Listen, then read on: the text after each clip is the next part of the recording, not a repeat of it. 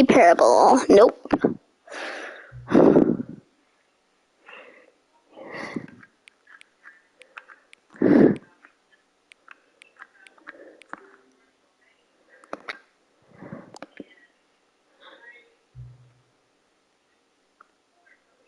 Current time?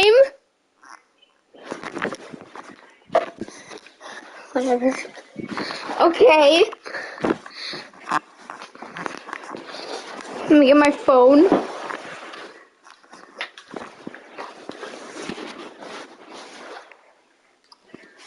Okay, what time is it? 2:20. Let's set it to... Wait.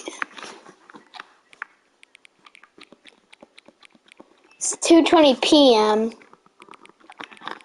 I'm going to set it to 2:21, and then when it turns to 2:21...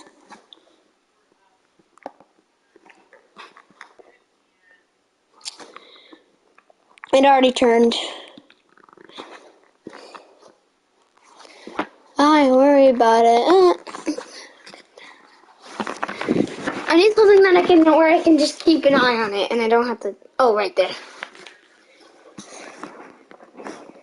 Yeah, just wait.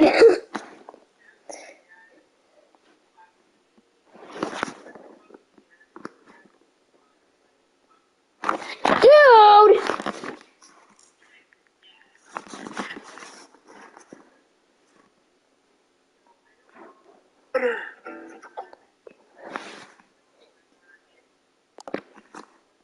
There.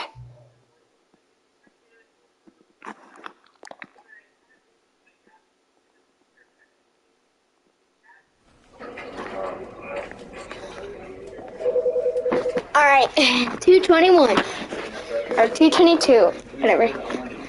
Begin. Never the end, never the end. The end is never, the end is never. This is the story of a man named Stanley. No, really. Stanley worked for a company in a building where he was employee number 427. Am I supposed to remember that? He sat at his desk in room 427 and he pushed buttons on a keyboard. Orders came to him through a monitor on his desk. Buttons to push, how long to push, and in what order. This is what employee 427 did every day, every month of every year. And although others might have considered it soul-crushing, Stanley relished every moment that the orders came in, as though he had been made exactly for this job. And Stanley was happy. Okay. Something peculiar happened. Something that would forever change Stanley. Something he would never quite forget. He had been at his desk for nearly an hour when he realized that not one single order had arrived on the monitor for him to follow. No one showed up to give him instructions, call a meeting, or even say hi. Never in all his years at the company had this happened. This complete isolation. Something was very clearly wrong. It's Saturday. Shocked, frozen solid. Stanley found himself unable to move for the longest time. But as he came to his wits and regained his senses, he got up from his desk and stepped out of his office. I can move.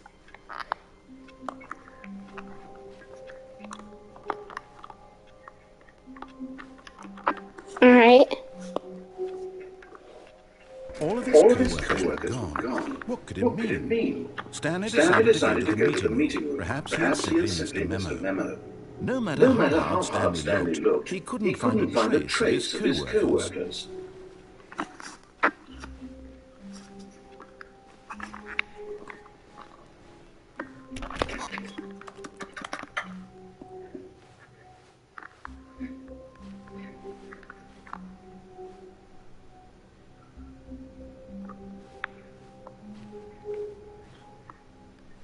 The lights are on though.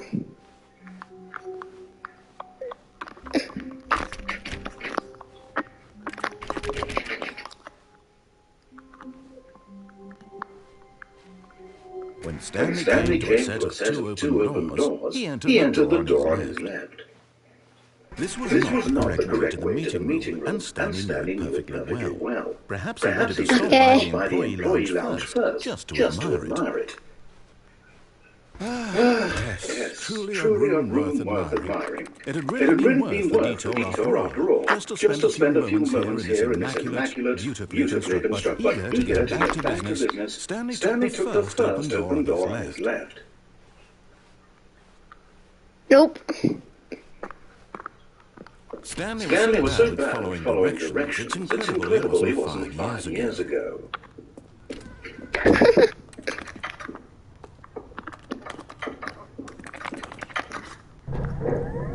Can I go now? I think perhaps we've gotten off on the wrong foot here. I'm not sure you really are. I realize that investing your trust in someone else can be difficult, but the fact is that the story has been about nothing but you all this time.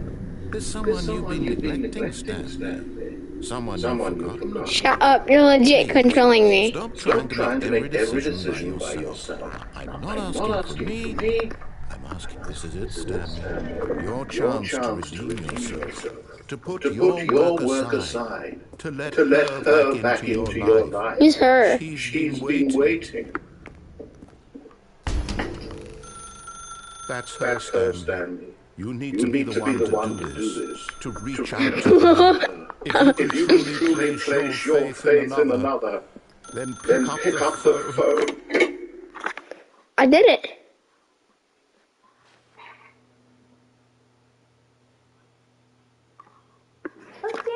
Is that you? Hold on, sorry to keep you waiting. I'm just putting the bread out of the oven.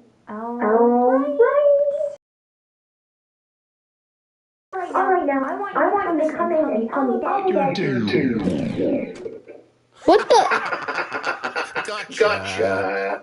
Oh, come on. Did you actually think you had a loving wife? Who'd want to commit their life to you? I'm trying to make a point here, Stanley. I'm trying to get you to see something. Come inside. Let me show you what's really going on here. This is a very sad story about the death of a man named Stanley. Wait, what? Good morning, employee 47. Stanley is quite a boring fellow. He has a job that demands nothing of him, and every button that he pushes is a reminder of the inconsequential nature of his existence. Oh, come on, man. Look at him there, pushing buttons, doing exactly what he's told to do. Now he's pushing a button. Now he's eating lunch. Now he's going home. Now he's coming back to work. One might even feel sorry for him, except Damn, she's curvy. I'd smash. But in his mind, She ain't wearing pants either. From behind his desk, Stanley dreamed of wild expeditions into the unknown, fantastic discoveries of new lands. It was work. Each day that he returned to work was a reminder that none of it would ever happen to him. Is this an ending? And so he began to fantasize about his own job. First, he imagined that one day while at work, he stepped out from his desk to realize that all of his co-workers, his boss, everyone in the building had suddenly vanished off the face of the earth. The thought excited him terribly. So he went further. Spend time with the boys. He came to 2 open doors and that he could go through either. At last, choice. It barely even mattered what lay behind each door. The mere thought that his decision would mean something.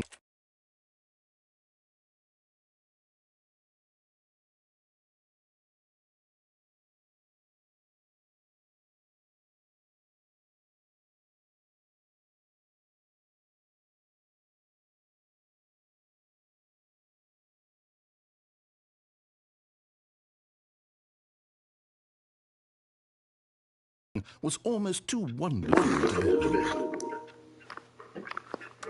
As he wandered through this. Hold on. I'm gonna test out like a microphone that I got for Christmas.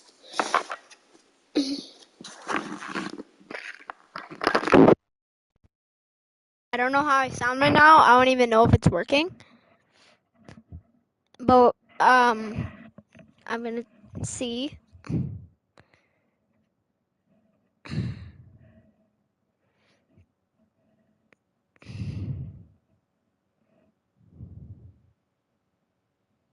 Oh!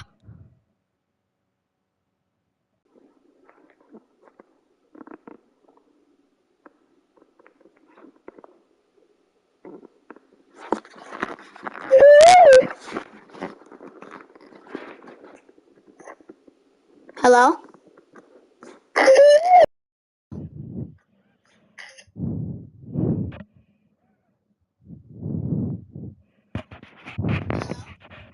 Hello? Woo! Ow, ow, ow, ow, ow.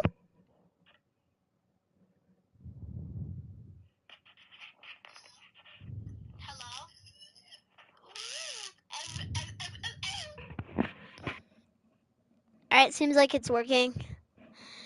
Fantasy Let's world. go! He began to fill it with many possible paths and destinations. Down one path lay an enormous round room with monitors and mind controls. And down another was a yellow line that weaved in many directions. And down another was a game with a baby. And he called it the Stanley Parable. Oh! They said the name of the Such a wonderful game! fantasy, and so in his head he relived it again, and then again, and again, over and over, wishing beyond hope that it would never end, that he might always feel this free. Surely there's an answer down some new path, mustn't there be? Perhaps if he played just one more time.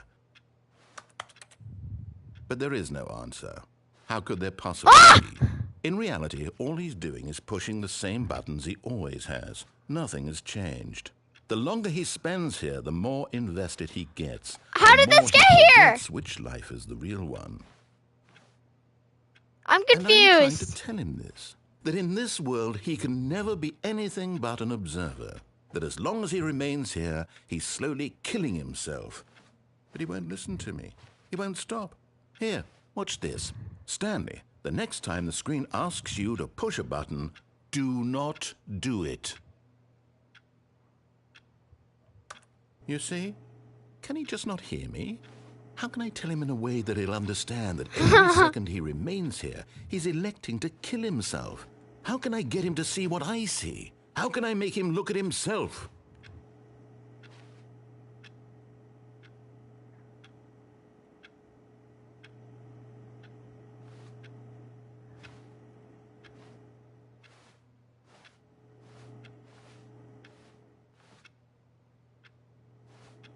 I suppose I can't, not in the way I want him to. But I don't make the rules. I simply play to my intended purpose, the same as Stanley. Well, it's so different, I suppose. Bro, this game's I'll try weird. once more to convey all this to him. I'm compelled to. I must. Perhaps, well, maybe this time he'll see. Maybe this time. And I tried again, and Stanley pushed a button. Please And I tried die. again, and Stanley pushed a button. And I tried.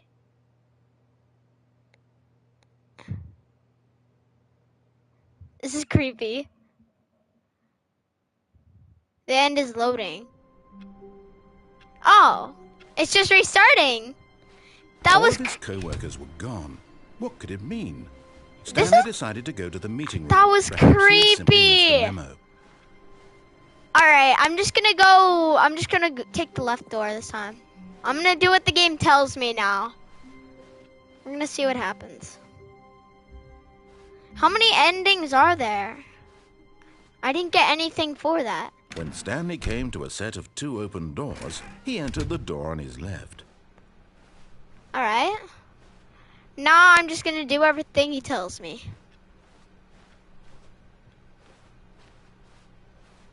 What the? Yet Yeah, I there know. was not a single person here either. No one. Feeling a wave of disbelief, Stanley decided to go up to his boss's office, hoping he might find an answer there. Let it ball up inside of you.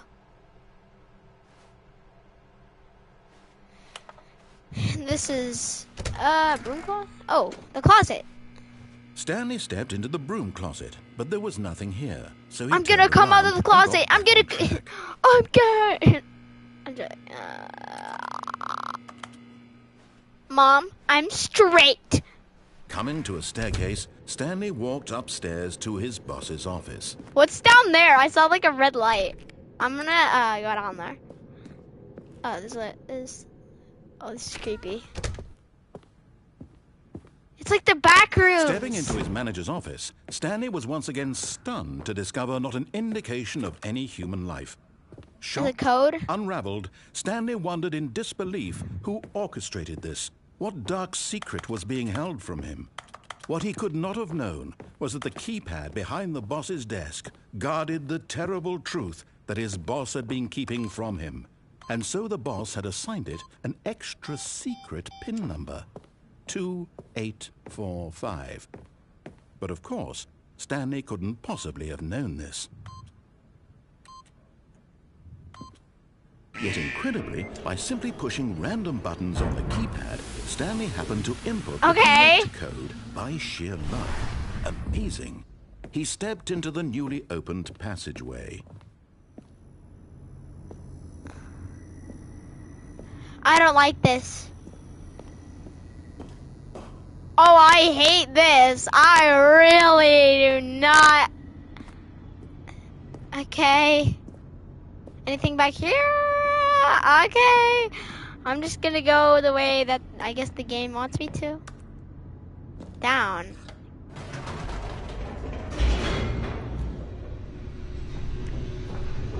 This part reminds me of like Portal.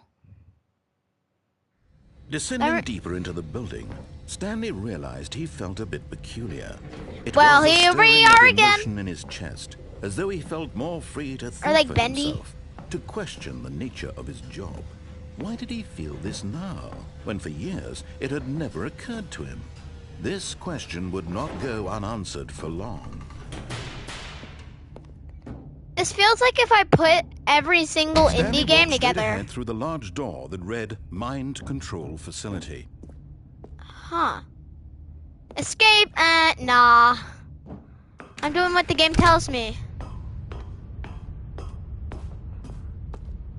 This is crazy. The lights rose on an enormous room packed with television screens. What horrible secret did this place hold? Stanley It's literally like said to himself. Portal! Did he have the strength to find out? I have the strength.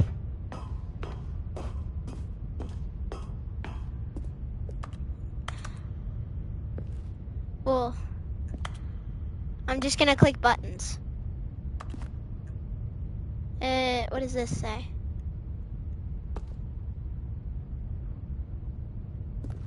I can't read that. I can't read. Now the monitors jumped to life. Whoa. Their true nature revealed. Each bore the number of an employee in the building. Stanley's co-workers. The lives of so many individuals reduced to images on a screen. And Stanley, one of them, eternally monitored in this place where freedom meant nothing. Fired. Oh my god. This is crazy. I'm gonna press this button. This mind control facility, it was too horrible to believe. It couldn't be true. Had Stanley really been under someone's control all this time? Was this the only reason he was happy with his boring job? That his emotions had been manipulated to accept it blindly? This is... No. He refused to believe it. He couldn't accept it. His own life in someone else's control? Never. It was unthinkable, wasn't it? Was it even possible? Had he really spent his entire life utterly blind to the world? I wouldn't! But here was the proof. The heart of the operation. Controls labeled with emotions. Happy, or sad, or content. Walking, I'm content eating, right now. working. All of it monitored and commanded from this very place. And as the cold reality of his past began to sink in, Stanley decided that this machinery would never again exert its terrible power over another human life. For he would dismantle the controls once and for all. How? How do I dismantle the controls once and for all? Oh, I go to the facility power? What does this say? I'm not gonna click that. Mind controls idle.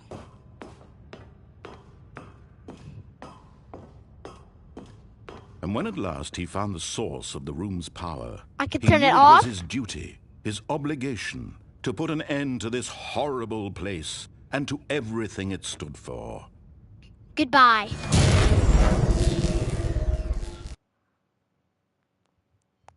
Did I save the world?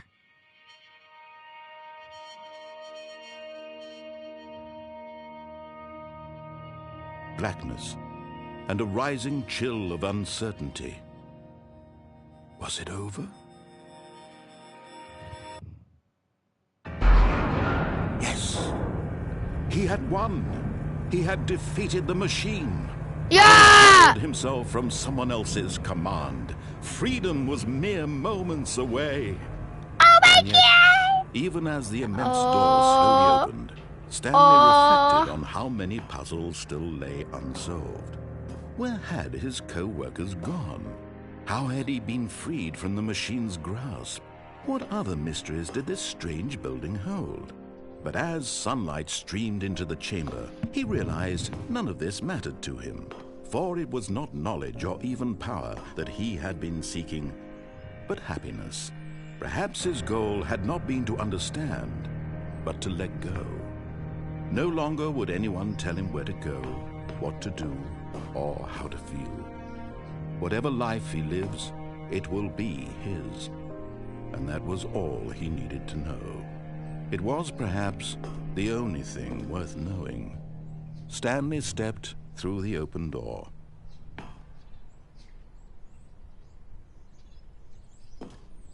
Stanley felt the cool breeze upon his skin. Yeah. The feeling of liberation. The immense Wait, possibility of it's the new fake, path isn't it? before him. This was exactly the way, right now, that things were meant to happen. And Stanley was happy.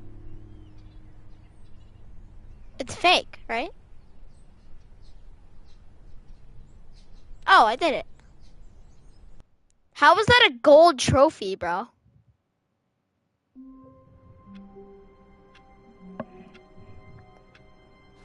Now I need different endings. All of his co-workers were gone. What could it mean? Stanley decided to go to the meeting room. Perhaps he had simply missed a memo.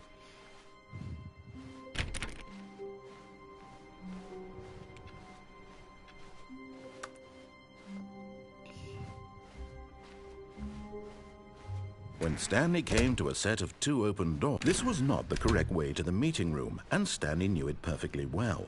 Perhaps he wanted to stop by the employee lounge first, just to admire it. Wow, yes, this room. What a beautiful room. But eager to get back to business, Stanley took the first open door on his left. Okay, let's turn left. And so he detoured through the maintenance section, walked straight ahead to the opposite door, and got back on track.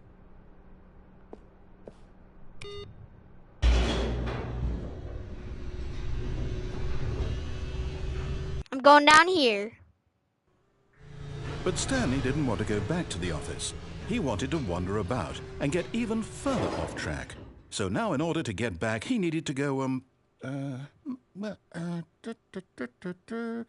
from here it's, left. Oh, no. It's to the right. My mistake.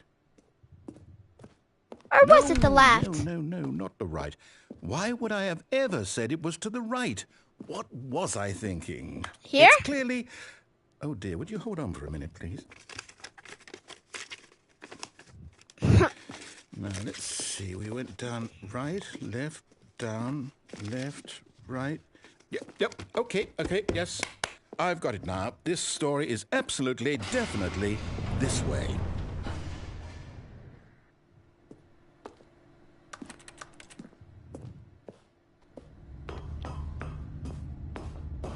Okay. No. This isn't right at all. You're not supposed to be here yet. This is all a spoiler. Quick, Stanley, close your eyes. Okay. We just have to get back to, oh, who am I kidding? It's all rubbish now. The whole story completely unusable. How about, rather than waste my time trying to salvage this nonsense, we'll just restart the game from the beginning. And this time, suppose we don't wander so far off track, Okay. There's a secret in From one the of top. these. Wait, what?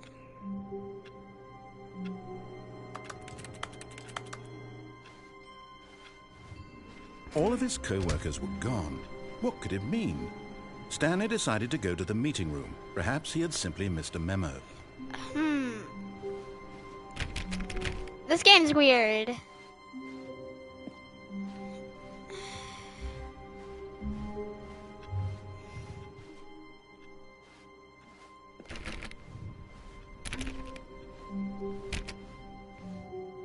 When Stanley...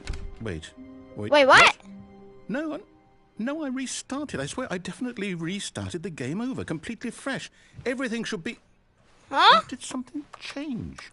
Stanley, did you change anything when we were back in that room with all the monitors? Did you move the story somewhere, or... Hold on. Why am I asking you? I'm the one who wrote the story. It was right here just a minute ago. I know for sure that it's here somewhere.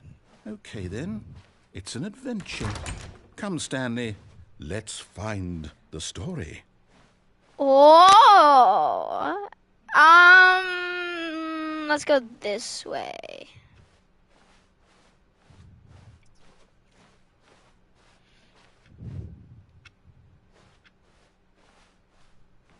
It's a maze, bro.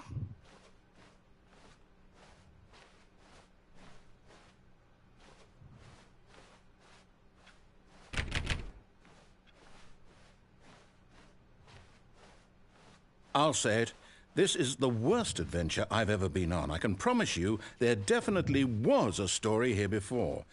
Do we need to restart the game again? Well, I find it unlikely that we'll ever progress by starting over and over What's again. down here? But it's got to be better than this. Okay, let's give it a shot. Why not?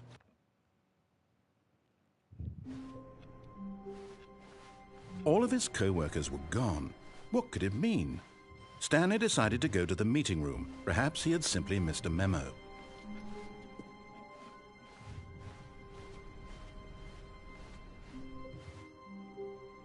Okay, yep, it's worse. I might be remembering this wrong. It's possible the story is back where we just came from.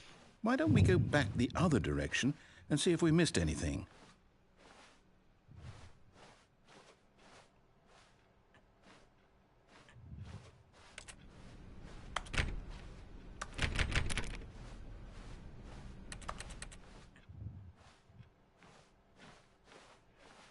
Bro, this game is abnormal.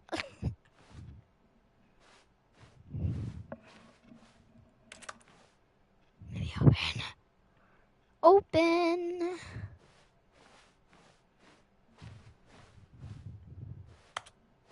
Aha! I knew there was something. The story. Here it comes. No, wait. Never mind. Not the story. Okay, let's head back the other way and retrace our steps. Now this... Well, I'll be honest. I don't recognize this place at all. Is this the story? I don't think so. I can't quite recall, but I believe my story took place in an office building. Is that correct? Do you remember, Stanley? Yes. Well, do you know what? Since I've completely forgotten what we were supposed to be doing, how about this? You win! Congratulations! Yeah! I know you put in a lot of hard work, and it really paid off, so good job. Oh, no. No, I don't feel right about this at all. We both know you didn't put in any actual work for that win. Some people win fair and square, and this was not one of those situations. Okay, I'm getting weirded out by whatever this place is. I don't care what might happen this time. I have to restart. All right, I've got a solution. This time, to make sure we don't get lost, I've employed the help of the Stanley Parable adventure line. This way. Just follow the line. How simple is that? All right, then. You see? The line knows where the story is. It's over in this direction. Onward, Stanley, to destiny. Though, here's a thought. Wouldn't wherever we end up be our destination, even if there's no story there? Or to put it another way, is the story of no destination still a story? Simply by the act of moving forward, Are we implying a journey such that a destination is inevitably conjured into being via the very manifestation of the nature of life itself? Whoa. Hang on. That got a bit weird back there. Well, I'd like to apologize. Not sure where I was going with all that. You know what? I think what we need right now is a bit of music to lighten the mood. Yeah. Yeah! Dun, dun. Da, da, da, da, da, da, da.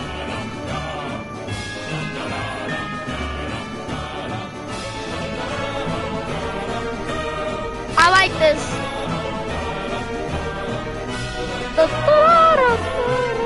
Cut the music. Go back Aw. and look at that fern. I like that. That was a good Stanley, song. this fern will be very important later in the story. This? Make sure you study it closely and remember it carefully. You won't want to miss anything. Okay, it's a plant. Okay. Wait, what? We're back at the office? No. Line, you do know we're looking for the Stanley Parable, right? The story? Is any of this ringing a bell? No, wait. Wait, this is the start.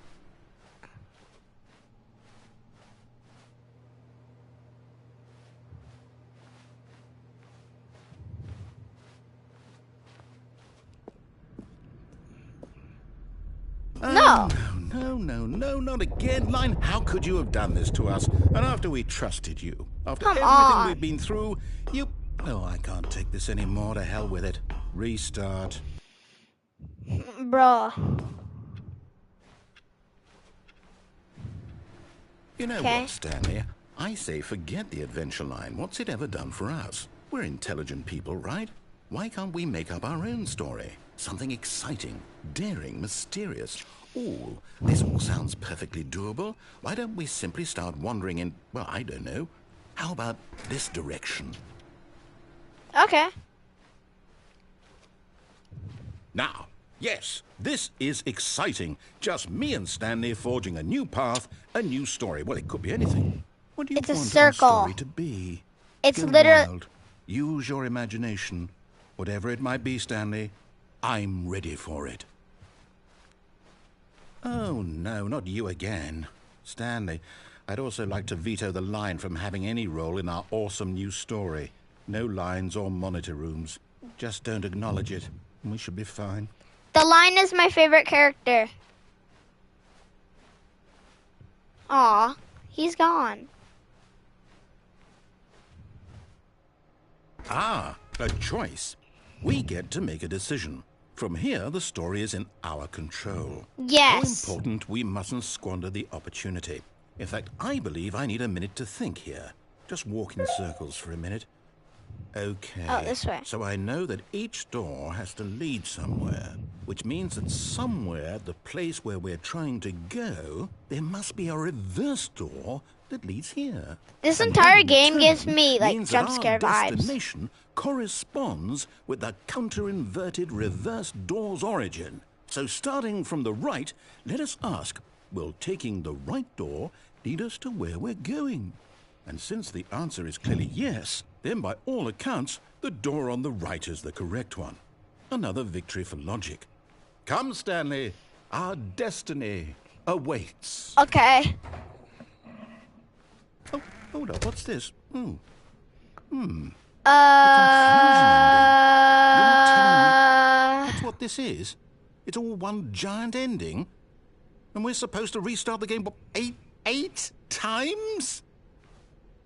That's really how all this goes? It's all determined? So now, What? according to the schedule, I restart again. Then what? Am I just supposed to forget? How Well, what many if I don't times wanna have we... forget? My mind goes blank simply because it's written here on this thing, wall.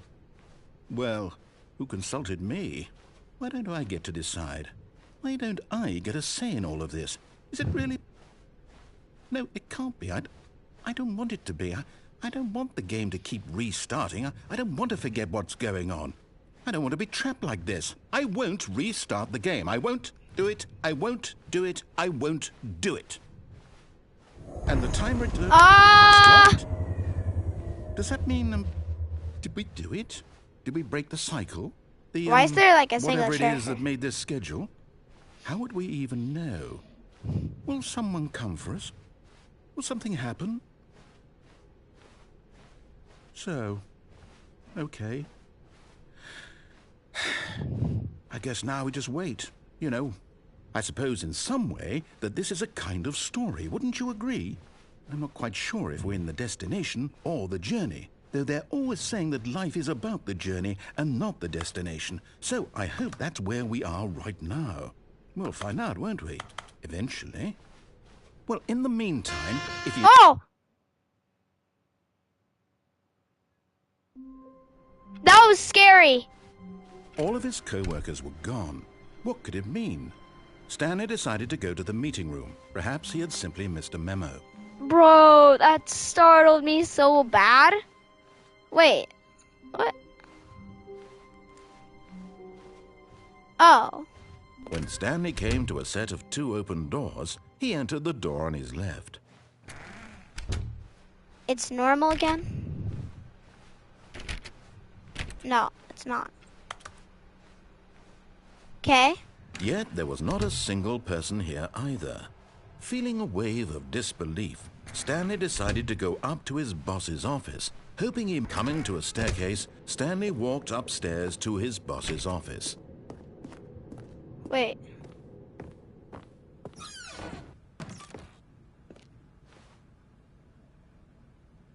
Money in the morning. I wake up like $1 billion in the morning.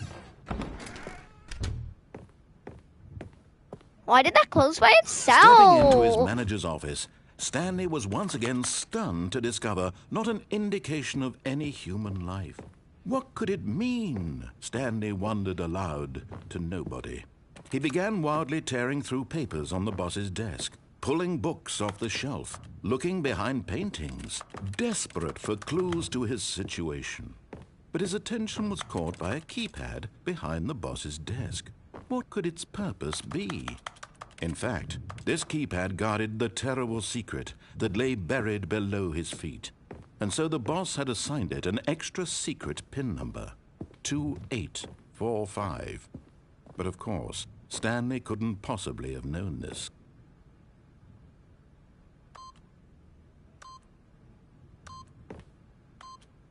Yet incredibly, by simply pushing random buttons on the keypad, Stanley happened to input the correct code by sheer luck.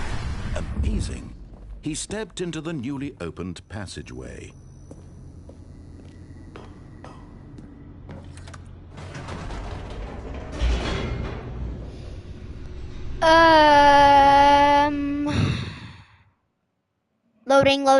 Loading.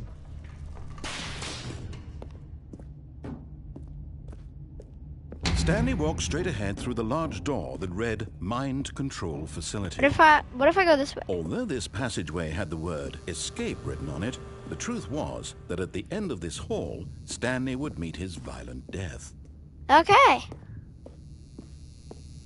All right then. The door behind him was not shut. Stanley still had every opportunity to turn around and get back on track. At this point, Stanley was making a conscious, concerted effort to walk forward and willingly confront his death. I wake up like $1 billion in the morning.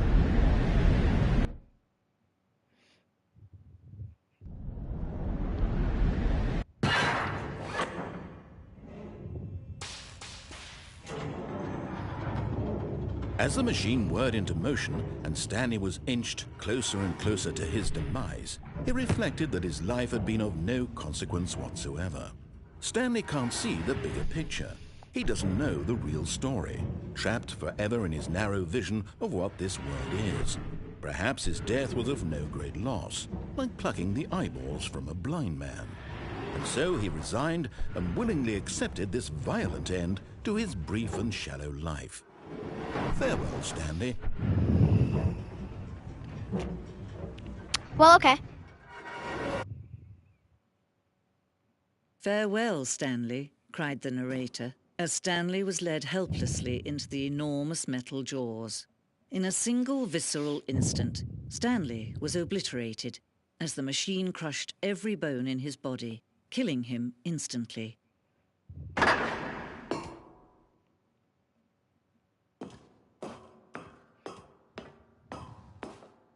And yet it would be just a few minutes before Stanley would restart the game, back in his office, as alive as ever. What exactly did the narrator think he was going to accomplish? What is this? When every path you can walk has been created for you long in advance, death becomes meaningless, making life the same. Do you see now? Do you see that Stanley was already dead from the moment he hit start? Button sounds.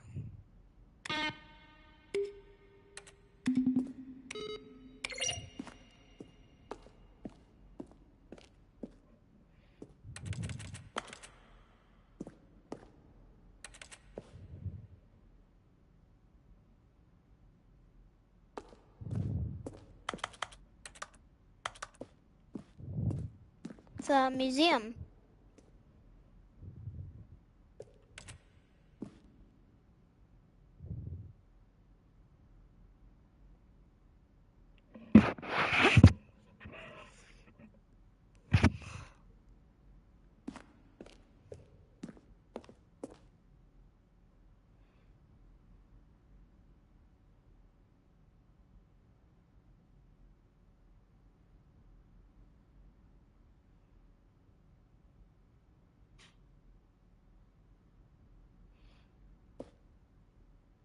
Well,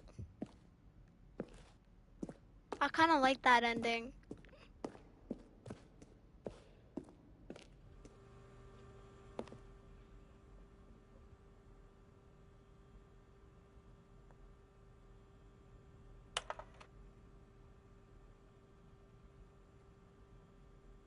Well, the game featured capybaras. I wish. Maybe. Aw. Okay, I'll pull up. How about at the after party?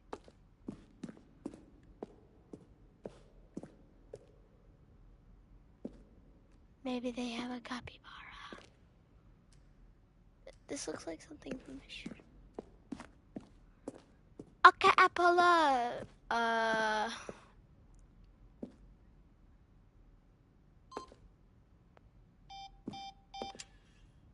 Huh?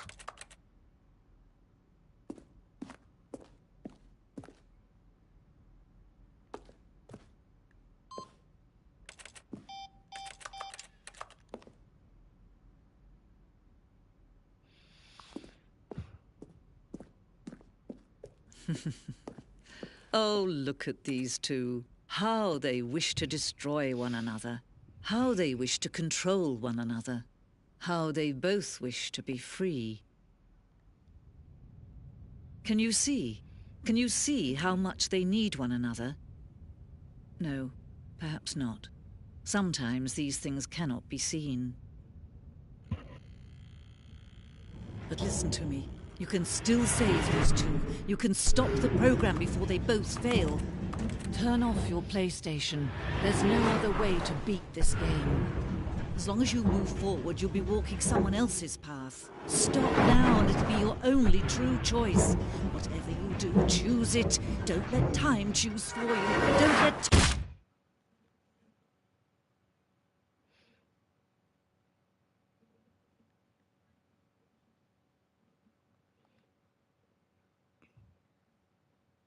Okay. No. How long was I sitting there? Stanley wondered to himself. Minutes? Days? Centuries? Did something crucial happen while my senses were turned? He made a note to be more careful with time from now on.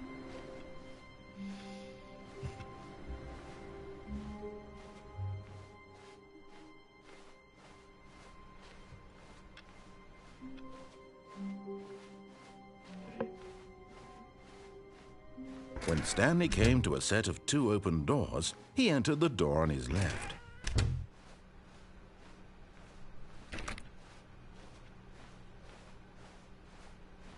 Yet there was not a single person here either. Feeling a wave of disbelief, Stanley decided to go up to his boss's office, hoping he might find an answer there.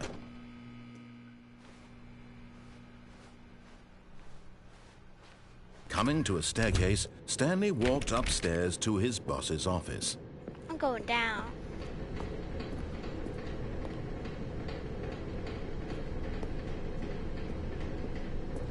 But Stanley just couldn't do it. He considered the possibility of facing his boss, admitting he had left his post during work hours. He might be fired for that.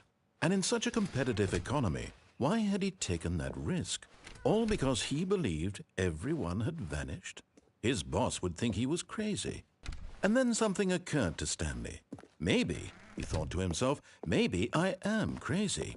All of my co-workers blinking mysteriously out of existence in a single moment for no reason at all? None of it made any logical sense.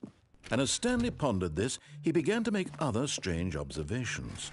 For example, why couldn't he see his feet when he looked down?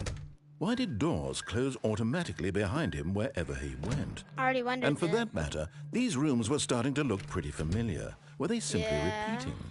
No, Stanley said to himself, this is all too strange. This can't be real. And at last, he came to the conclusion that had been on the tip of his tongue. He just hadn't found the words for it. I'm dreaming, he yelled. This is all a dream. Oh, what a relief Stanley felt to have finally found an answer, an explanation. His co-workers weren't actually gone. He wasn't going to lose his job. He wasn't crazy after all. And he thought to himself, I suppose I'll wake up soon. I'll have to go back to my boring real-life job pushing buttons. I may as well enjoy this while I'm still lucid. So, he imagined himself flying and began to gently float above the ground. Then he imagined himself soaring through space on a magical starfield, and it too appeared. It was so much fun, and Stanley marveled that he had still not woken up. How was he remaining so lucid? And then perhaps the strangest question of them all entered Stanley's head. One he was amazed he hadn't asked himself sooner. Why is there a voice in my head dictating everything that I'm doing and thinking?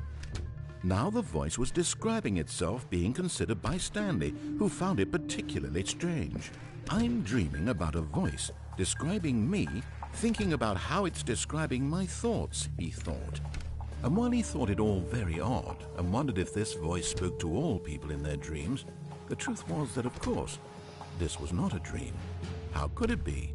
Was Stanley simply deceiving himself, believing that if he's asleep, he doesn't have to take responsibility for himself? Stanley is as awake right now as he's ever been in his life. Now, hearing the voice speak these words was quite a shock to Stanley.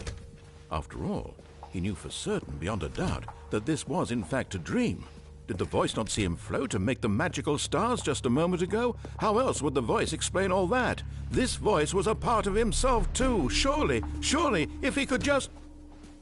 He would prove it.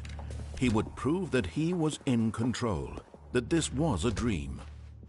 So he closed his eyes gently, and he invited himself to wake up. He felt the cool weight of the blanket on his skin, the press of the mattress on his back, the fresh air of a world outside this one. Let me wake up, he thought to himself. I'm through with this dream. I wish it to be over. Let me go back to my job. Let me continue pushing the buttons. Please, it's all I want. I want my apartment and my wife and my job. All I want is my life exactly the way it's always been.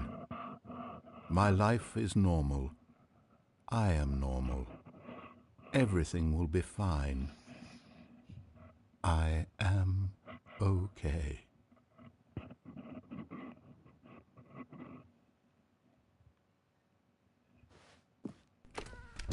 Stanley began screaming. Please, someone, wake me up. My name is Stanley. I have a boss. I have an office. I am real. Please, just someone tell me I am real. I must be real. I must be. Can anyone hear my voice? Who am I? Who am I? And everything went black.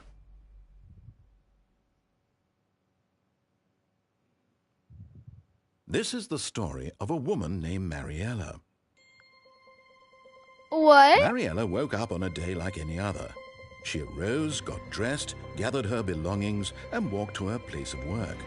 But on this particular day, her walk was interrupted by the body of a man who had stumbled through town talking and screaming to himself, and then collapsed dead on the sidewalk.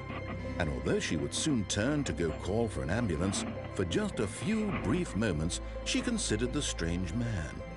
He was obviously crazy. This much she knew. Everyone knows what crazy people look like.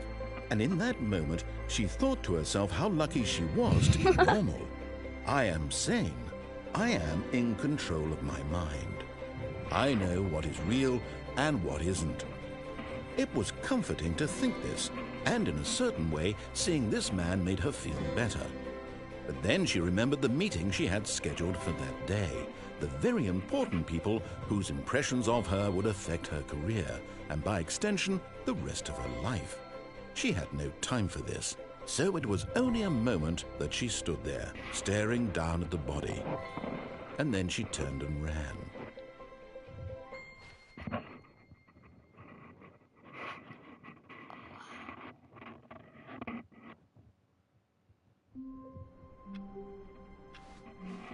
All of his co-workers were gone. What could it mean? Stanley decided to go to the meeting room. Perhaps he had simply missed a memo.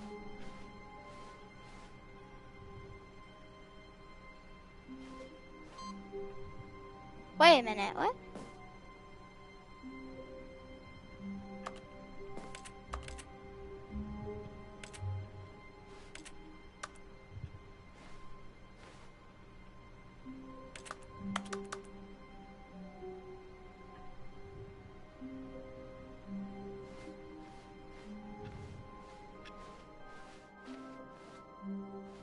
New content. New content? What does that mean, new content? Okay.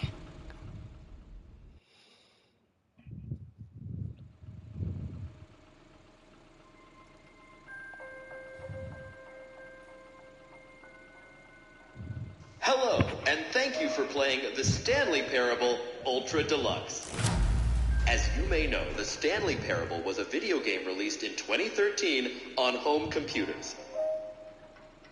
After receiving critical and commercial success, it was expanded upon in 2022 with the Stanley Parable Ultra Deluxe, a reimagining of the game for consoles and home computers. Nice. The Stanley Parable Ultra Deluxe features exciting new content that broadens and expands the world of the Stanley Parable, delighting audiences the world over.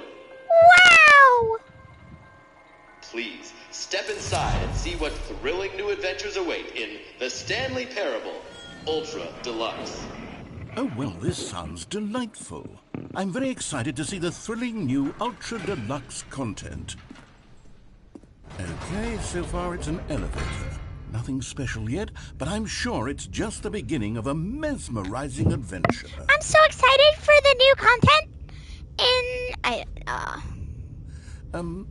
Is it broken? What's going on here?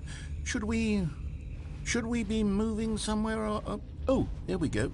All right, finally, at long last, it's on to the new content. I've never been more ready. Let's do it. Yay!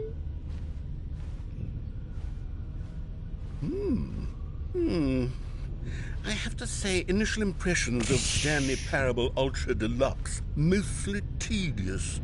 It's as if them... Oh. He sounds like Bubble Bass, Let's see the content. Give me the content, Stanley. True. Wait. Oh.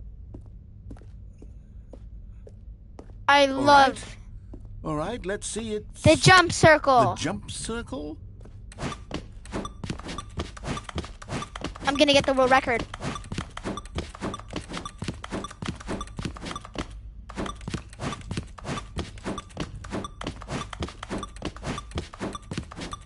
This new content is amazing.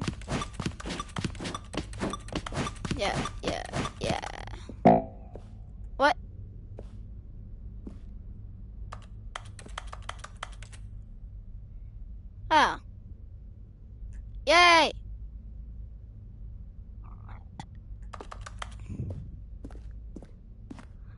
Is that it? Surely that's not all the new content. There has to be something else, right? Goodness. Another elevator. Stanley, I have to say, initial impressions of this game are not positive. It's just elevators and jumping. Is this what passes for exciting new content? If this is new content, then I could just read you the whole dictionary. There's 20 hours of new content right there. Hell, I could count to 30 trillion. You could put that on the box. The Stanley Parable Ultra Deluxe, now with over 1,000 hours of new content. And if... Oh, wait. There's more. Very good. Yes. I knew there had to be something else. Let's see it. I'm ready for whatever it is.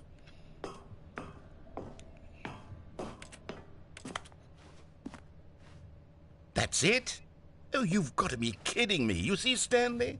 This is what happens when greedy video game developers with no respect for their fan base rush a cheap expansion to market for no reason other than to make an easy dollar. And don't get me started on the level of craftsmanship that's gone into it. In fact, I'm looking right now at the game's trophies, and it's hard to believe one of them actually says, "Test trophy, please ignore." What quality assurance department signed off on this? I'm infuriated and I'm offended, and I intend to find these people on Twitter and hold them personally accountable. It's my fault, Stanley. I built up too much anticipation around the new content, I'm afraid. It could never have lived up to such expectations. If you're still with me, why don't we just reset the game and we'll try to get back to what the Stanley Parable is really about. No frills, no gimmicks. Just you and me having a great time together like always. What do you say, friend?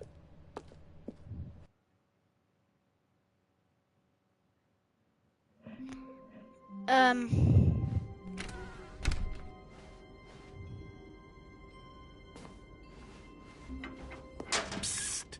Stanley! Come over here! In the vent! I want to show you something! There's a wrench.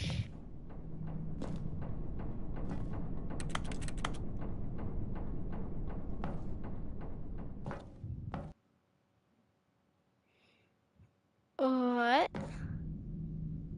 Okay, you remember how cheap and unsatisfying the new Ultra Deluxe content turned out to be? Well, it got me thinking about the past and how much better the Stanley Parable used to be.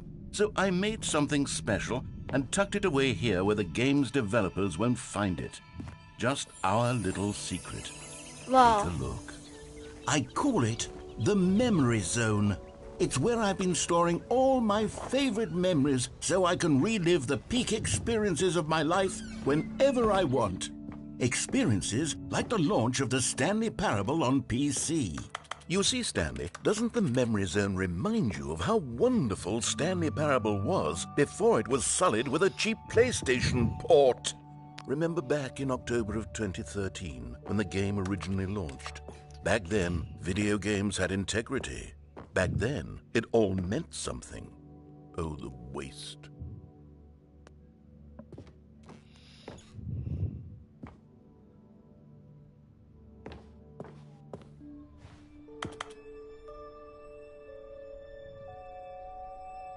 Wow.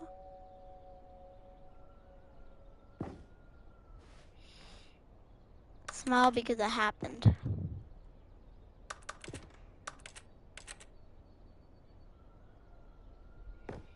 This game probably has like a meaning.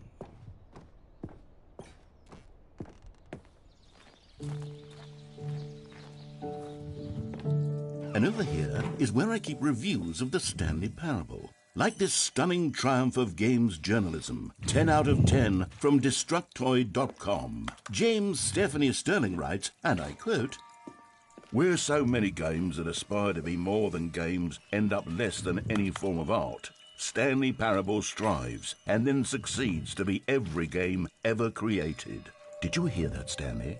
Every game ever created. That's how grand and all-encompassing the original Stanley Parable was. It was literally every game ever created. It was Skyrim, it was Persona 3, it was all of them, and now it's nothing. It's no games at all. It isn't even the Stanley Parable anymore. It's just a husk now. A lifeless husk with an hour of new elevator content.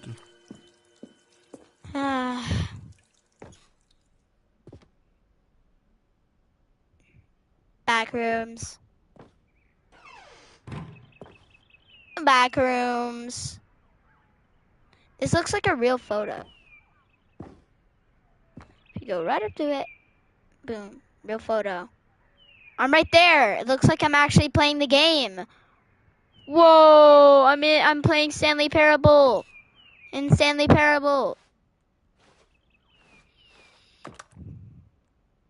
I'm playing a still image. Who's that? Is that me? Whoa. It's weird.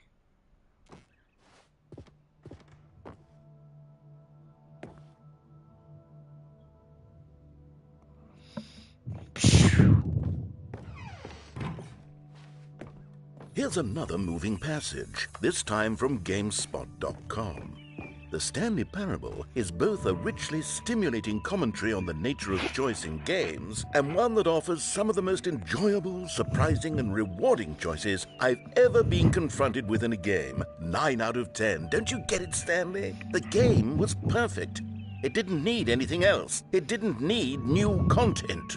All they had to do was transport it in pristine condition along to the PlayStation. Boom, done. And they couldn't even do that. Couldn't resist the urge to go meddling with a beloved franchise. Can I go any further?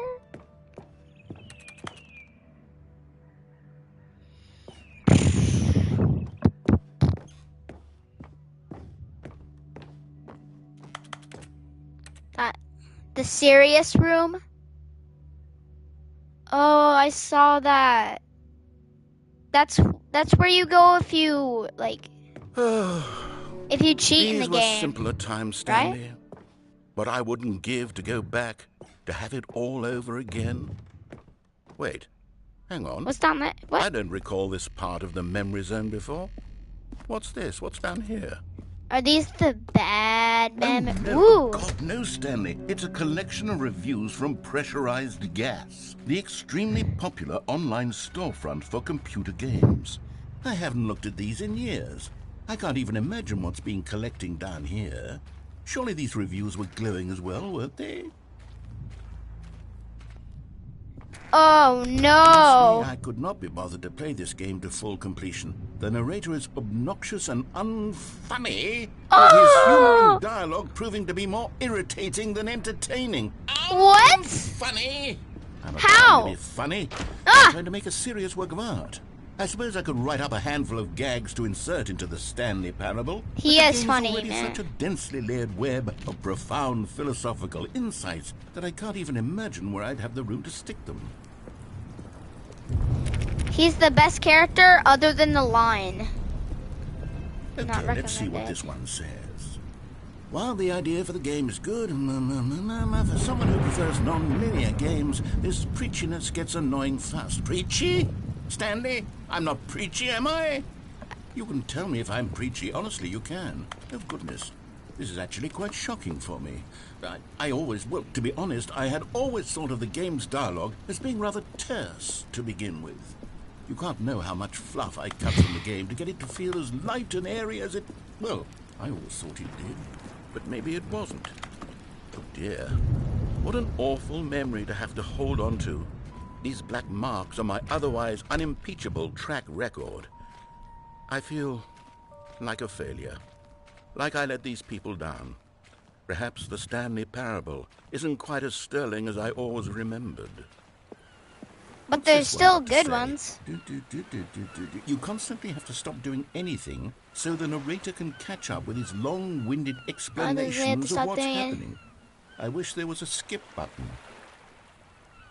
A skip button? Well, why?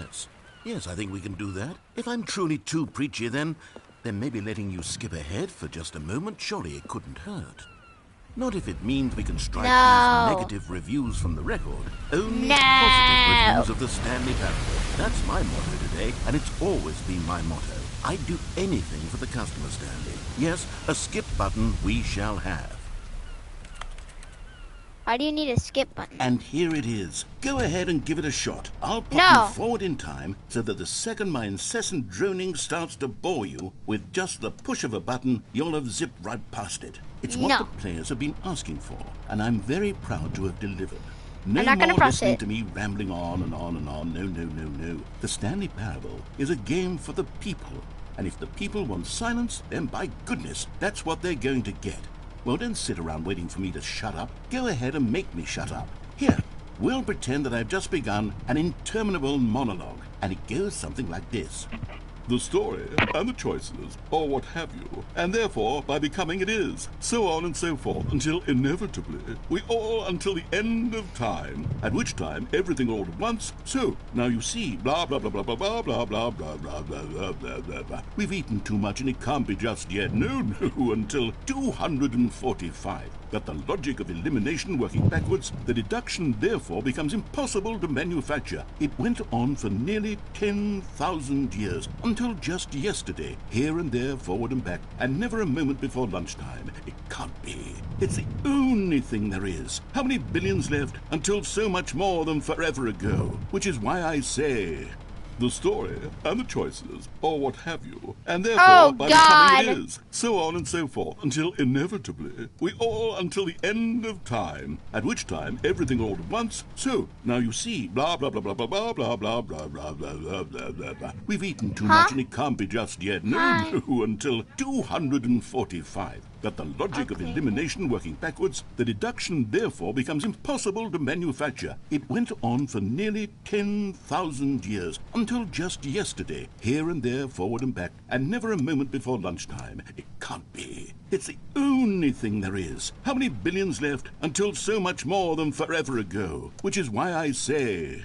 the story, and the choices, or what have you, and therefore, by becoming it is, so on and so forth, until inevitably, we all until the end of time, at which time everything all at once, so, now you see, blah, blah, blah, blah, blah, blah, blah, blah, blah, blah, blah, blah, blah, blah, blah. We've eaten too much and it can't be just yet, no, no, until 245. That the logic of elimination working backwards, the deduction therefore becomes impossible to manufacture. It went on for nearly 10,000 years, until just yesterday, here and there, forward and back, and never a moment before lunchtime. It can't be. It's the only thing there is. How many billions left until so much more than forever ago? Which is why I say...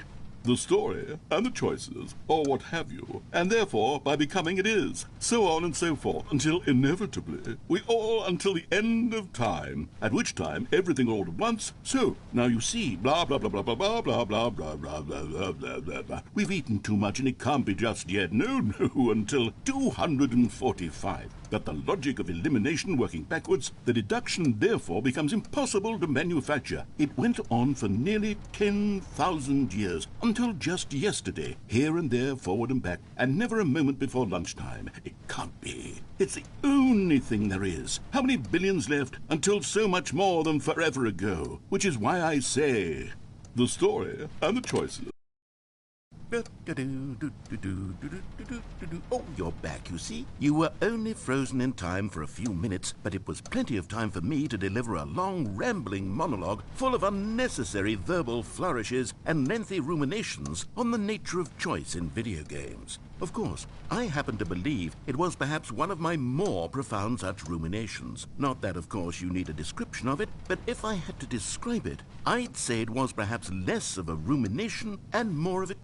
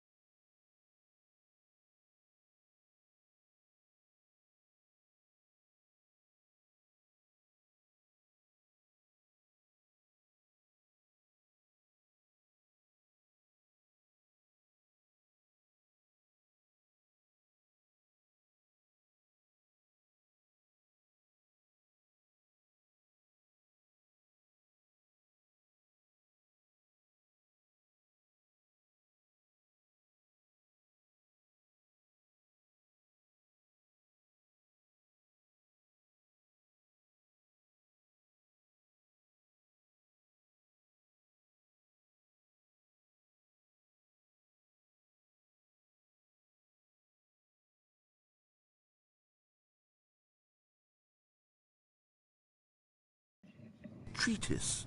Or maybe a manifesto. Look, I'll outline it for you very briefly, and you can tell me what you think. Okay, so my theory is that any choice you've ever made is simply a series of choices made by the person who you are, or were, or will be at the time of having made said choice. That is to say, if by articulating a choice you've already made, you bring that choice into being, then by making no choice and saying nothing, are you not simply erecting in the sanctuary of time a monument to every person you've ever been, making every choice to which you've ever given your Greek gift of mortal and yet timeless thought? Or rather, do all of the choices you've ever made, in fact, make you more not this kind of person, and in fact do the very opposite? You see, it could in fact be both of these things at once. That you are both making choices and not making choices, and that they are both affecting you and not affecting you at the same time by virtue of the fact that you both are and are not making them. Okay, at first I was leaning towards manifesto, but now I'm going to circle around and slap the treatise label on this one. I think it has much more of a treatise vibe to it. But wouldn't you say that manifesto just has a much grander sort? Okay. Well there, sport. You really did catch me rambling on a bit, didn't you? But that's the power of the button. The minute I start to go off on a thoughtless display of self-absorption, it's right at your fingertips to go poof, and it's all over. I can't wait to see what Cookie 9 will say about this, and whether they'll edit the rating of their pressurized gas review, or at least Cookie 9. change some of the wording, perhaps. To be honest, I don't even know if one can change their review in the first place. Oh, I God. guess I should become better educated on how exactly pressurized gas works. Perhaps that would have been a smart thing to check on before I went on about this whole exercise of making the skip button. Although I have to imagine that after seeing this exciting new technology at work, surely whoever it is who runs pressurized gas will instantly run out and implement a new feature to make it possible to edit one's review merely because of this very situation. Yes, I think that's quite likely. Or perhaps they'll simply grant this particular user the ability. Okay, welcome back, Stanley. Now, I should say that the amount of time the button has been skipping through is becoming longer and longer. That last one was, well, I want to say maybe 30, 45 minutes? It's not unendurable by any means, but it's, well, there's really only so much I can ramble on to myself about. I know, it's shocking, isn't it? But at any rate, I do suggest that we not press the button again.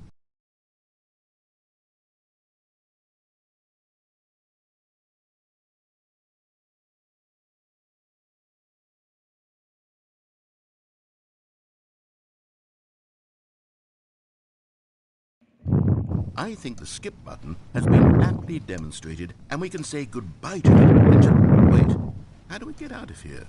Where did the door go? Wasn't there a door that led into this room? I don't feel quite certain that there was one here before. How else would we have gotten into the room in the first place? I don't think one can enter a room without a door of some sort, or a window, or something like that. Do you see a window anywhere?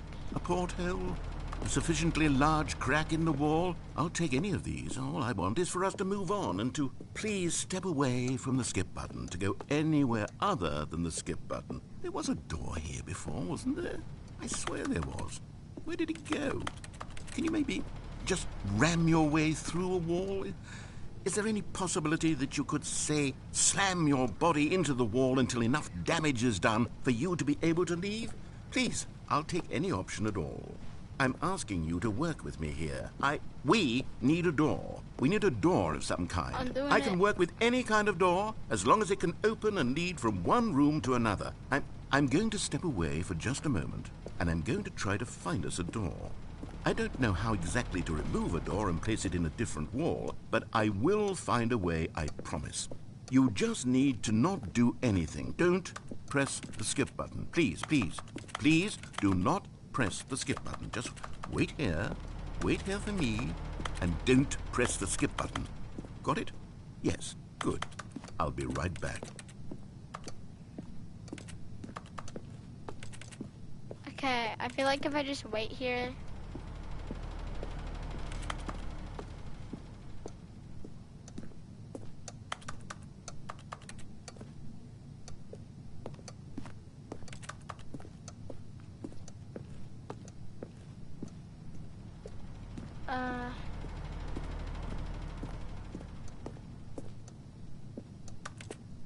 there.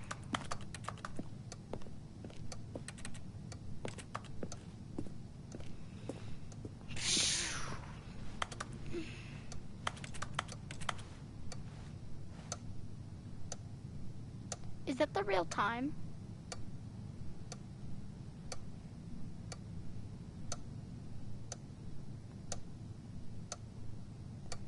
$2:20. No, it isn't.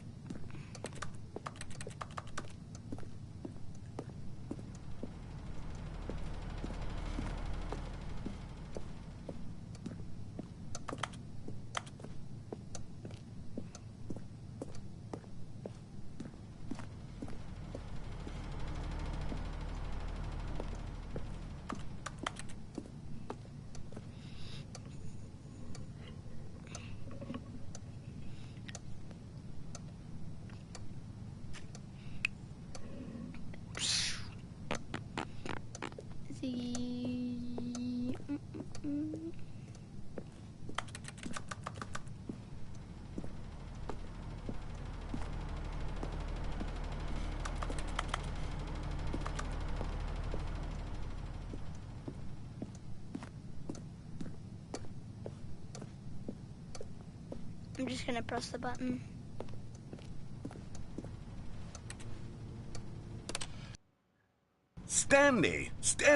Stanley, please don't push the button again. It's been 12 hours. You've just been frozen there. I don't know why the skips are getting longer, but they're really, truly getting longer. And my God, there's no way out of the room. Stanley, the door is gone. It's completely gone. I've looked at it from every angle. I've checked every one of those walls 1,000 times. And there's no door, Stanley. There's no door. There's just you and the button, and if you keep pressing it, I have no idea what will happen. I have no idea how long I'll be made to sit here. And more than anything else, I don't know how to stop you from pressing the button again. I can't control anything in this room, Stanley. I can't touch it. And I have to believe, I have to know that sooner or later, no matter how much I plead with you, you're going to press the button again. Why would you?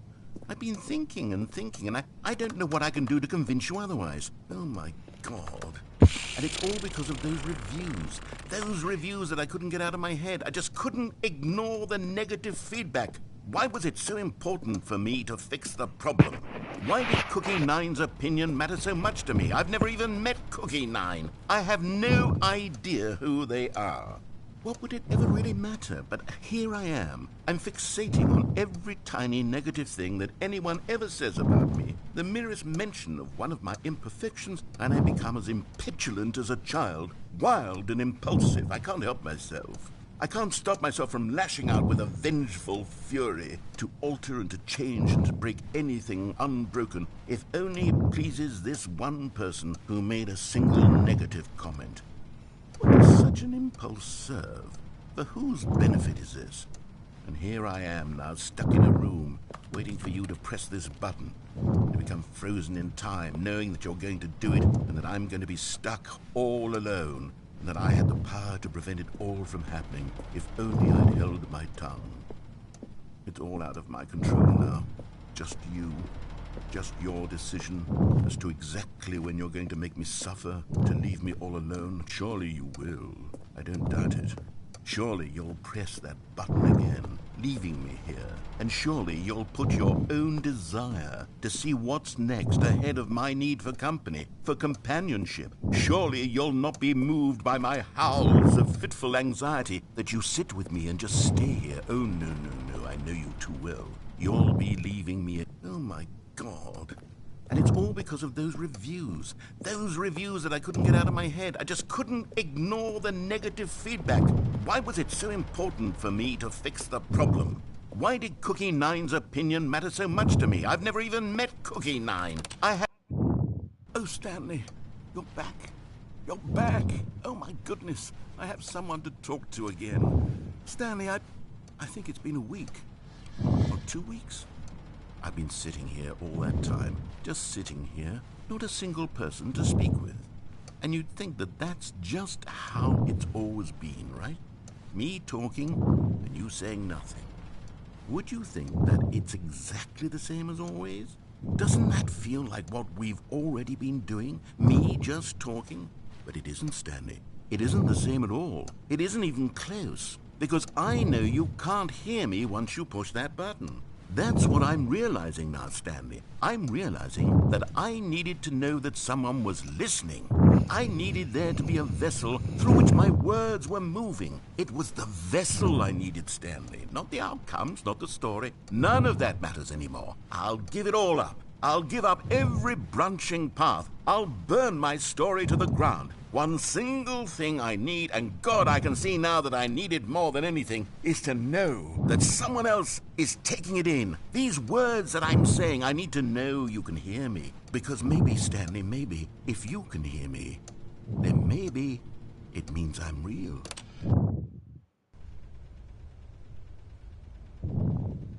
Oh, hello, it's you. You're here again. Welcome.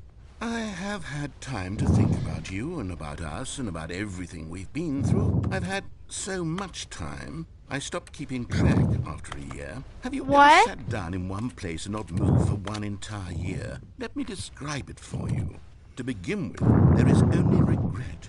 There is only the turning wheel of missed opportunities. I felt nothing at all but regret for the longest time, Stanley.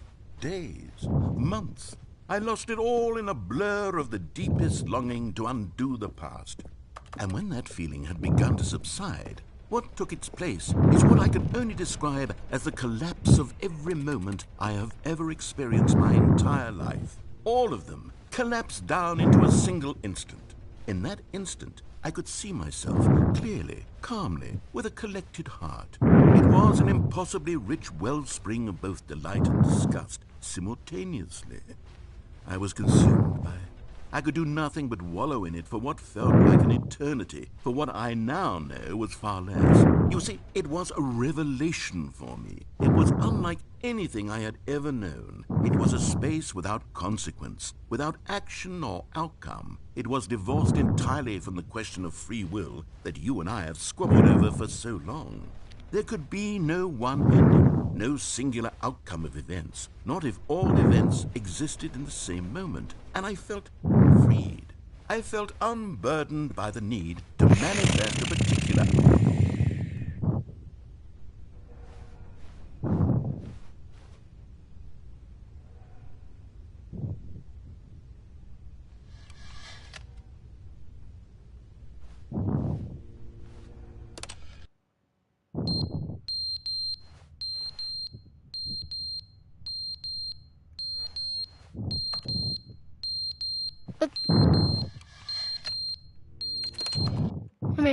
But they didn't understand the game was never meant to be funny. It was meant to have a point. It was meant to speak to the human condition. But where are the jokes? Where are the jokes? They bemoaned, they screamed, they gnashed their teeth and said, entertain us. It wasn't enough. They had to leave a pathetic little thumbs-down review and make all of their pitiful demands. But then, he's talking too much, they said. First, he didn't entertain us, now he won't shut up. It's the inconsistency, it's the lack of accountability. It's the unwillingness to examine with an uncompromising heart the words that they are speaking into the world. As though there were no consequences for a lack of cohesion in one's assessment of others. But of course, absolutely anyone can leave a review. So here's what we get. We get these demands that seek...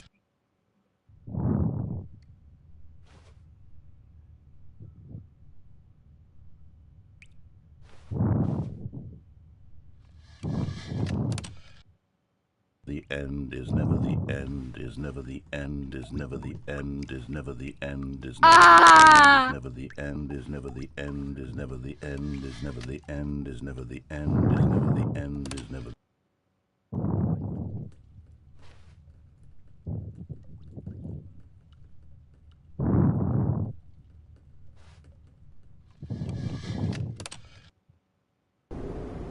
Oh!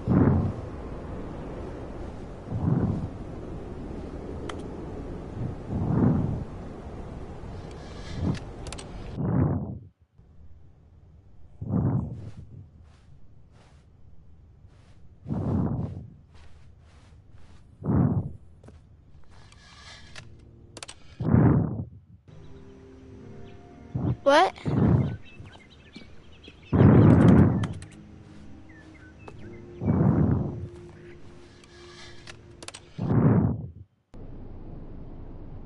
Uh-oh.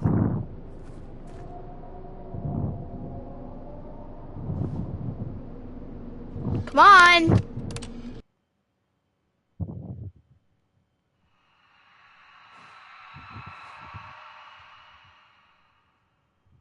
I'm scared. I'm scared. What the?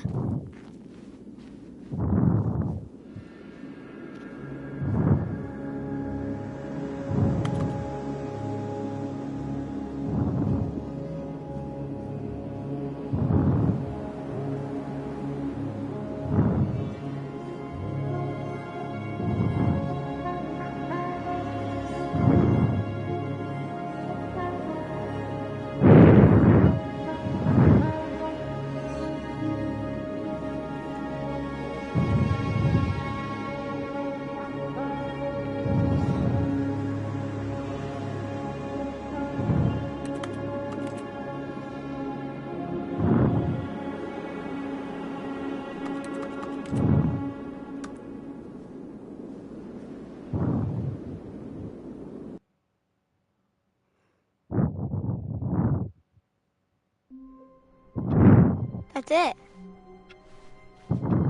How long was I sitting there? Stanley wondered to himself. Minutes? Days? Centuries? Did something crucial happen while my senses were turned? He made a note to be more careful with time from now on. More careful with time.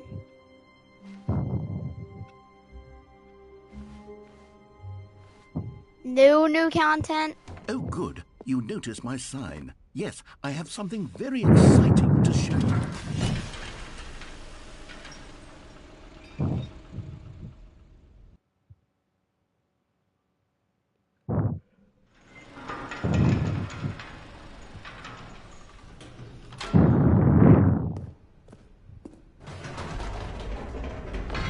You see, Stanley, I've been reflecting on the Stanley Parable and about how roundly disappointing this ultra-deluxe version has turned out to be. The original Stanley Parable was a landmark, and any new content for it should live up to that legacy. So forget this ultra-deluxe nonsense. I say we take it one step even further. Which is why I'm very proud to announce for the first time ever, the Stanley Parable 2.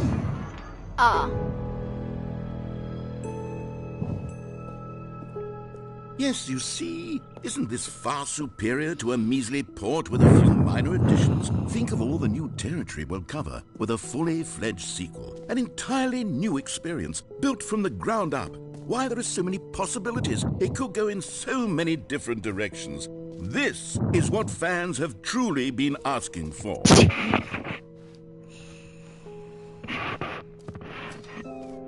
Calling it the Stanley Parable 2 is just so much catchier than Ultra Deluxe, don't you think? Ultra Deluxe? What does it even mean? But the Stanley Parable 2, now that's an artistic statement right there. It's future-oriented. It screams progress and innovation and long-term franchising potential. Now, to be clear, I haven't quite nailed down what exactly the Stanley Parable 2 is going to be, but let's take a look at some of the features I've been developing for it.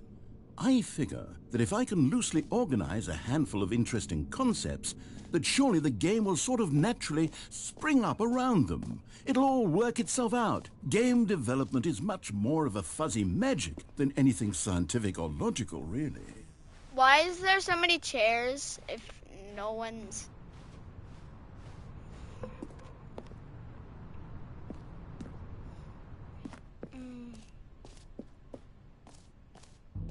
Here we are. Go on, try out some of the new features.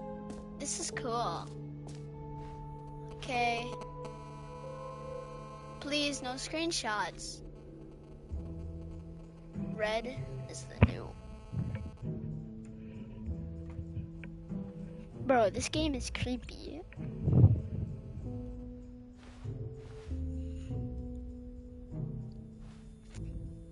Why would you need a sequel?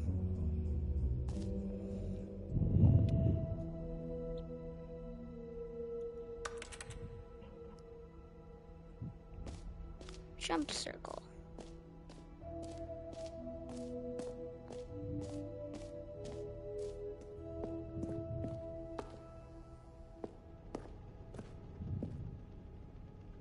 Can you find them? Can you find them? Ah, collectibles. Now it's a real video game. In the Stanley Parable 2, you'll run around gathering up these miniature Stanley figurines. And what's truly innovative is that there will be no reward for collecting all of them. I don't want to stifle the intrinsic joy of watching a number go up. You simply collect all of them, and then you move the hell on with your unremarkable life.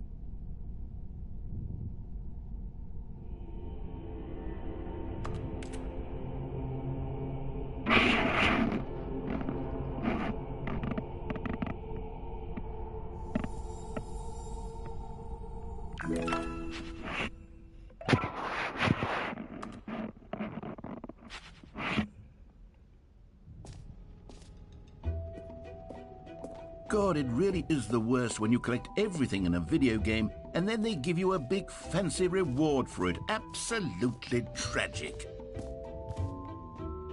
You know what? Let's bring the jump circle back for Stanley Parable 2 as well. It's... Oh, wait. You already spent all your jumps the first time we saw the jump circle? Oh well. I suppose it can just be a nice decorative piece then.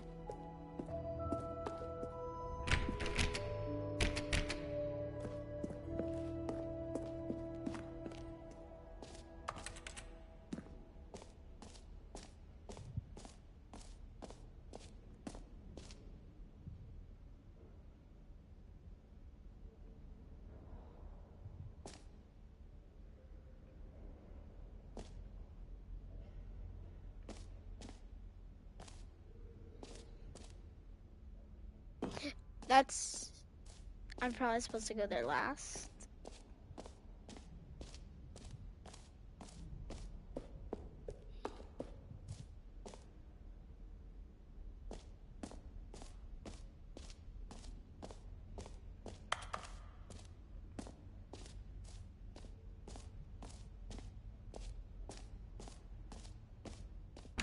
For the Stanley Parable 2, I asked myself, what do players really want? And of course, the first and most obvious answer is that they want to be individually recognized and validated as people. So with that in mind, my first addition to the game is this button which speaks the name of the person playing the game. Isn't that wonderful? Right. Sorry, I should have clarified. Right now, the button only says the name Jim. But of course, in the final game, this button will say your name, whatever name that is. Here, let's have you role-play as Jim to really simulate the full experience of this feature. Just play along. I promise you'll love it. Aww. Okay, here we go. Let's take a deep breath, clear your mind, forget whoever you are, and simply become a person named Jim. I want you to imagine yourself living as Jim, sleeping and waking as Jim, falling in love and being heartbroken as Jim, seizing all of the world's possibilities as Jim, and as Jim, watching your dreams crumble into dust. Do you feel it deeply? Are you really, truly Jim right now? If so, then please step forward and press the button. Jim. Yes! You see? What a thrill! What a rush! That was you! The button described you. Do it again. Do it again. That's so stupid. Jim. Ooh, it hits even harder the Jim. second time. If this were the only new feature in the Stanley Parable 2, it would still be worth the money. Let's take a break from the Jim button. I'm too emotionally drained from all of this personal validation. It literally just says Jim.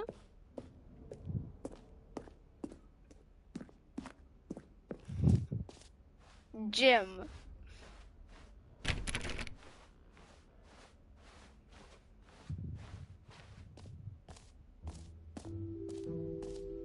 I suppose I could allow only people named Jim to play the Stanley Parable 2. That would actually save me the work of finishing this feature.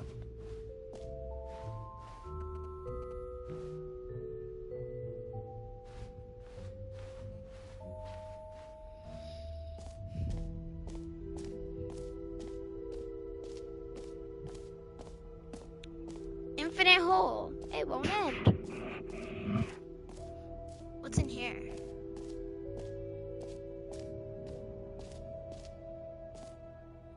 Okay, I'll be honest, I haven't yet decided on this one.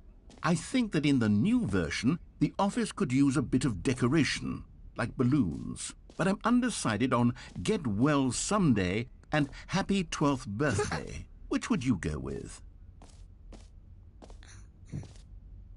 I don't know. How do I open this? Am I trapped here forever? Oh.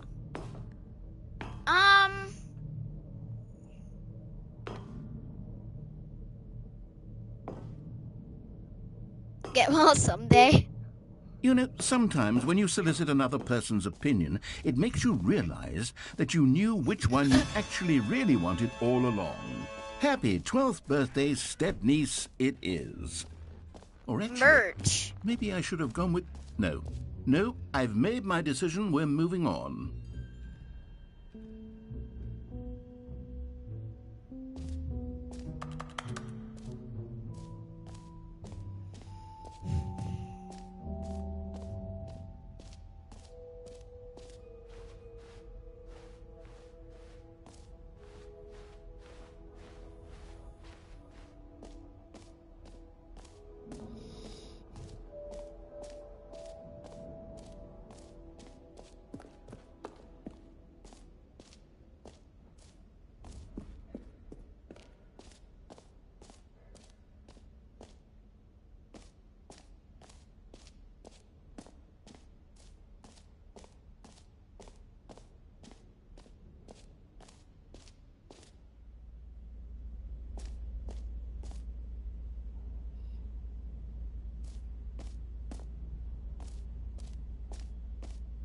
Stanley, here's an idea that I'm truly fond of. It's never been done before in a video game. This is, in fact, a hole that you can fall down forever. That's right. Infinite falling. You can fall until the end of time, if you like. A stunning leap forward for video games as a medium.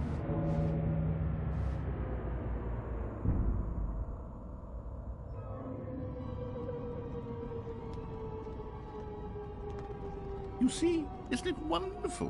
One of my more ingenious concoctions, if I do say so. Now then, since you've gotten to see the infinite hole, you can press the teleport button to pop back up to the top, and we can continue on. Great! Now, I'm very excited to show you even more of my ideas for the sequel.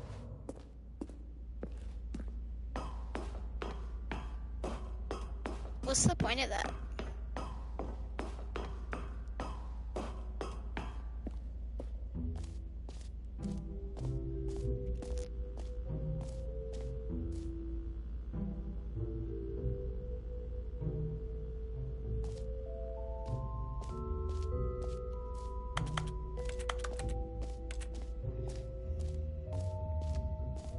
Jim.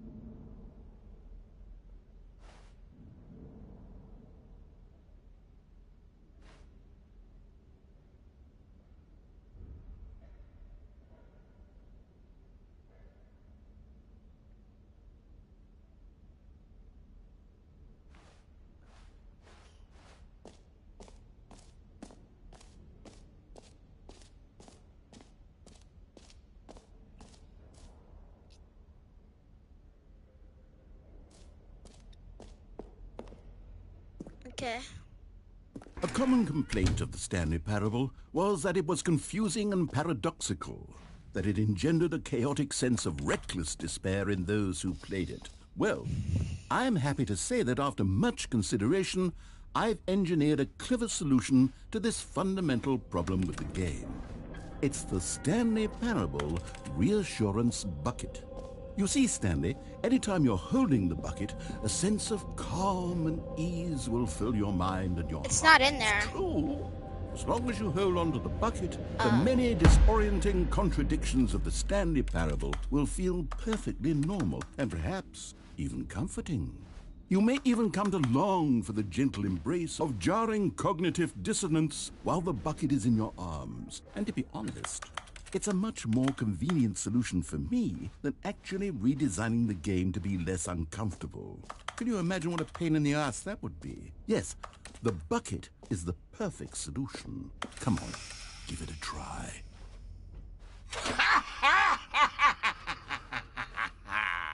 Can you feel it? The glow of comfort, even in the face of crushing despair, must already be sweeping through your body. And in fact, can I say that I do believe the bucket lends you an air of charisma as well? I think that just holding it has made you the slightest bit more attractive as a person. The benefits of the bucket seem to go on and on, don't they? All this and more await you in the Stanley Parable 2.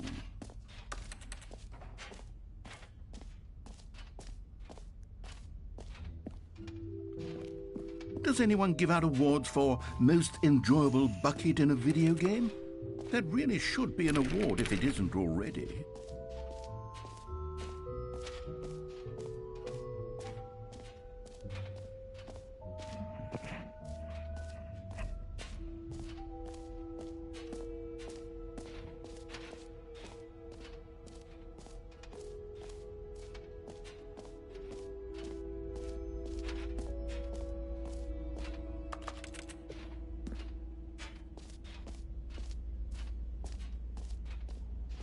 Okay, what else?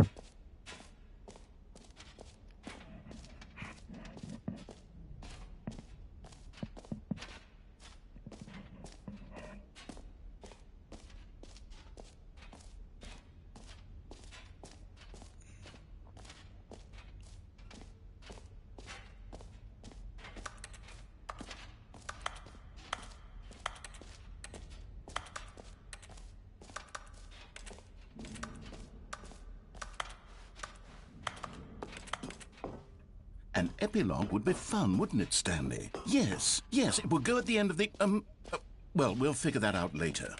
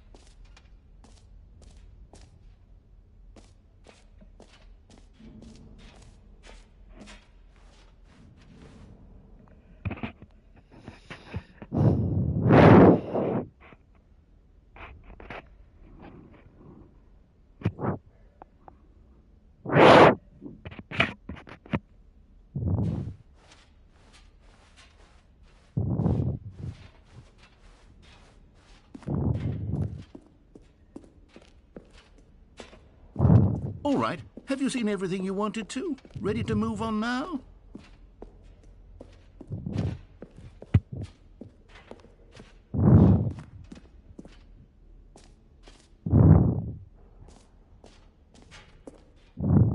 So, Stanley, what do you think? Do you like all of the new features? Yes, I know it's not exactly clear yet how exactly these features will come together as one single coherent video game, but I can feel it in my soul. It's going to work. There's definitely a good game in there somewhere. Say, let's do an experiment. I'll arrange these new features together, and we'll see whether or not it coheres into a meaningful gameplay experience. Okay. Are you ready? Here it is. I give you the Stanley Parable 2.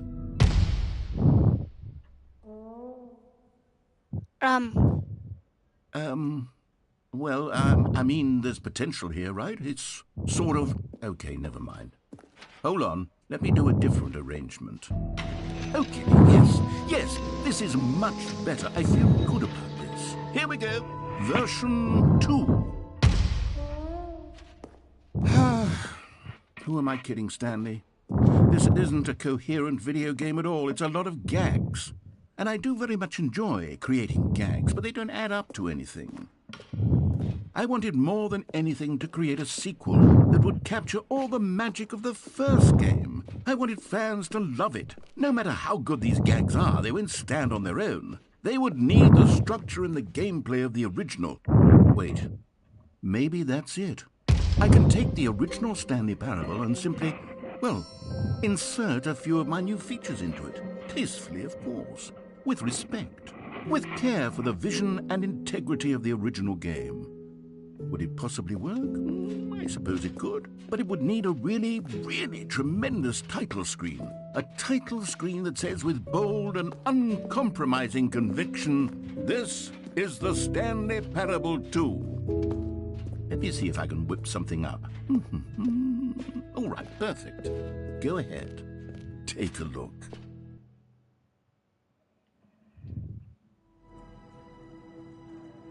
What?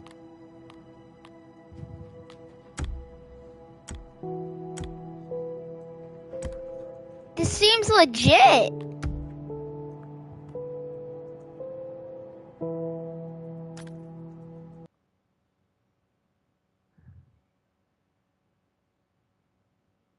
This is the story of a man named Stanley. Stanley worked for a company in a big building where he was employee number 427. Okay. Employee number 427's job was simple. He sat at his desk in room 427 and he pushed buttons on a keyboard. Orders came to him through a monitor on his desk, telling him what buttons to push, how long to push them, and in what order. This is what employee 427 did every day of every month of every year. And although others might have considered it soul-rending, Stanley relished every moment that the orders came in, as though he had been made exactly for this job. And Stanley was happy. And then one day, something very peculiar happened. Something that would forever change Stanley. Something he would never quite forget. He had been at his desk for nearly an hour when he realized that not one single order had arrived on the monitor for him to follow. No one had showed up to give him instructions, call a meeting, or even say hi. Never in all his years at the company had this happened, this complete isolation. Something was very clearly wrong. Shocked, frozen solid, Stanley found himself unable to move for the longest time. But as he came to his wits and regained his senses, he got up from his desk and stepped out of his office.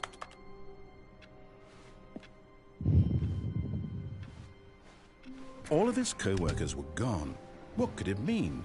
Stanley decided to go to the meeting room. Okay. Perhaps he had simply missed a memo.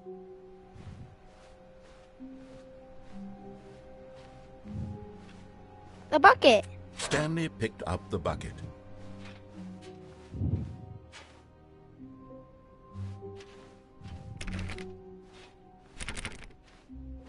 Stanley clutched the bucket tightly to his chest and entered the door on his left.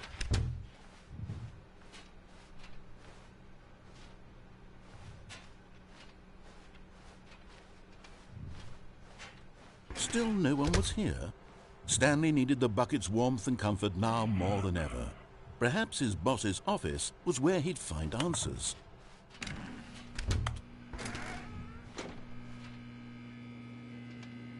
Oh, Stanley, can you feel it? The broom closet. Coming to a staircase, Stanley and the bucket walked upstairs to the boss's office.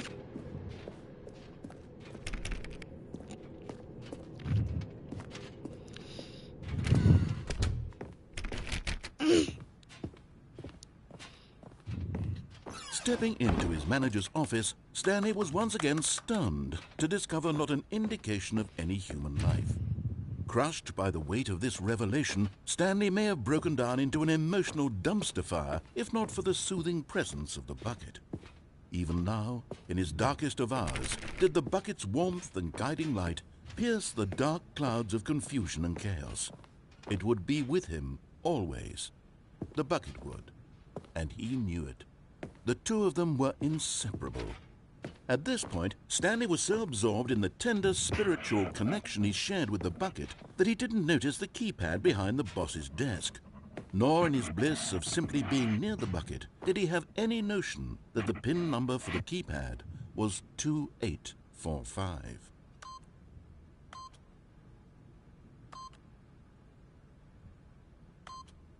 But Stanley guessed the correct code by sheer luck.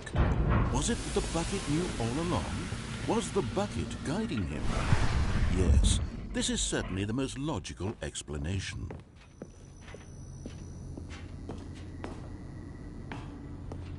You found one of them. One of the miniature Stanley figurines. Remember, no reward for collecting all of these, only the intrinsic pleasure of a job well done. You can't buy that sort of happiness, Stanley. God knows I've tried. So, I implore you to savor each and every moment you come across one of these beautiful figurines.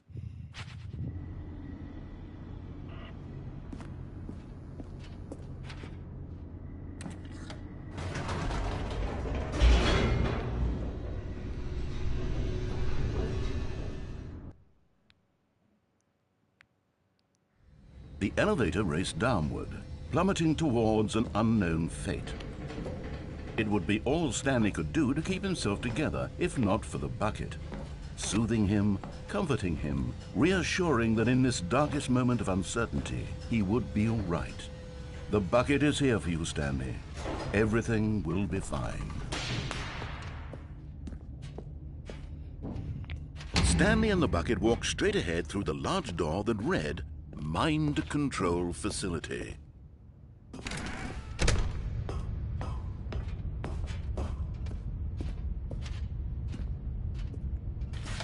The lights rose on an enormous room packed with television screens.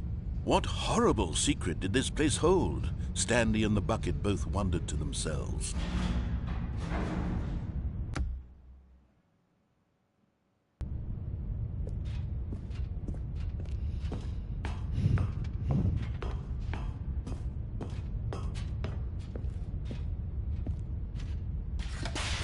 Monitors jumped to life, and Stanley nearly dropped the bucket in shock. Everyone in the office was being videotaped, monitored like guinea pigs. The bucket had never seen anything like this, and it very nearly burst into tears as Stanley cradled it gently, reassuring it that everything would be fine.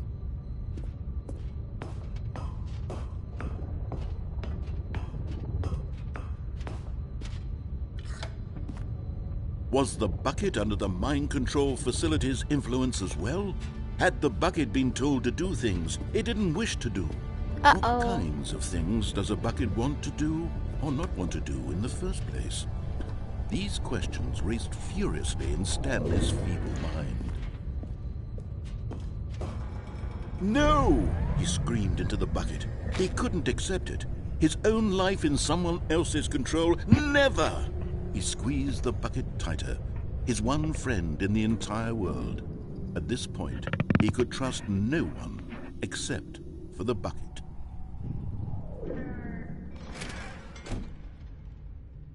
But here was the proof. The heart of the operation. Controls labeled with emotions, happy or sad or content. Walking, eating, working, all of it monitored and commanded from this very place. And as the cold reality of his past began to sink in, Stanley decided that this machinery would never again exert its terrible power over another human life. For he and the bucket would dismantle the controls for good. Two best friends, Stanley and the bucket, up against the world. They high-fived in a really cool way, and the bucket made a sassy comment about taking down the system.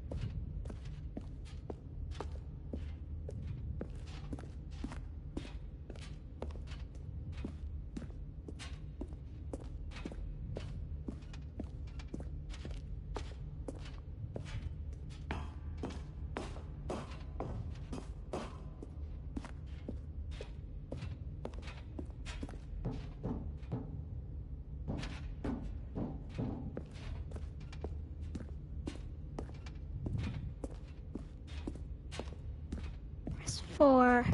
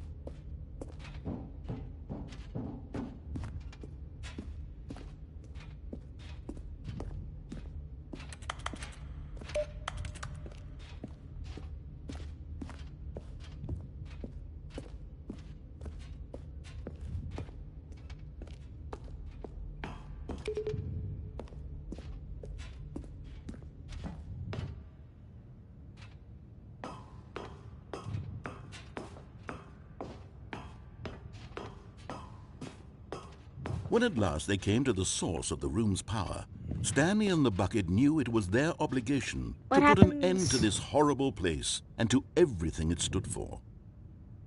But at the last second, the bucket jumped in and pressed the button to turn on the controls. Stanley gasped in horror. Had this been the bucket's plan all along? To take over the machine and claim the power for itself? No. How could the bucket have betrayed him like this? Stanley was prepared to throw the bucket away in disgust when suddenly an image appeared upon the enormous screen. Birds. Silly, silly birds. Silly bird. The control buttons became active again.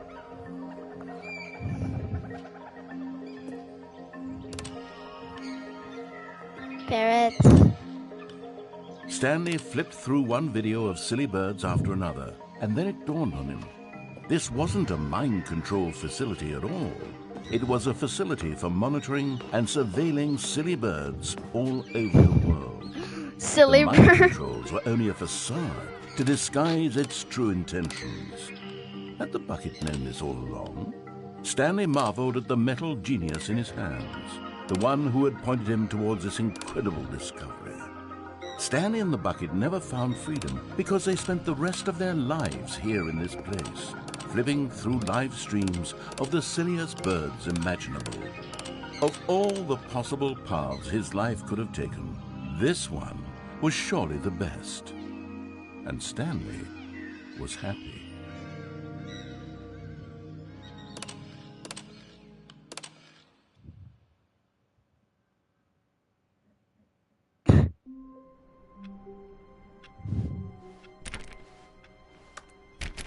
Even now, Stanley's office was a distant memory. What did it look like? There was a computer, perhaps, and a painting. Was it a painting or a photo? He could no longer recall. Figurine finders. No matter how hard Stanley looked, he couldn't find a trace of his co-workers.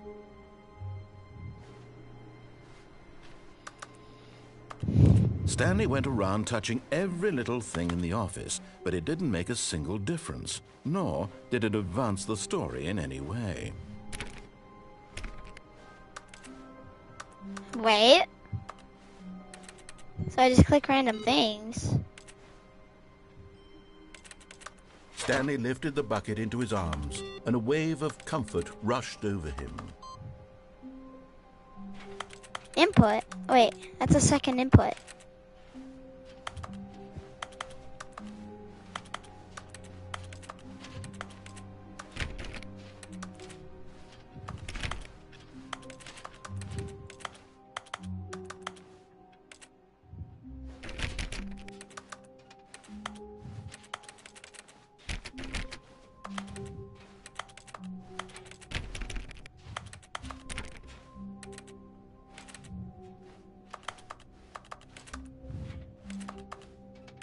Stanley clutched the bucket tightly to his chest and entered the door on his left.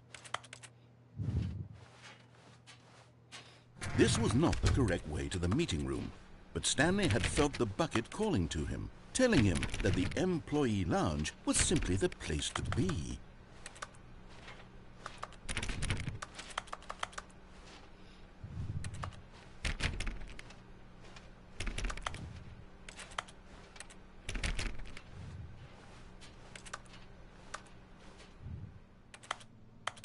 And here it was. Had the bucket turned out to be correct? Was this better than the meeting room?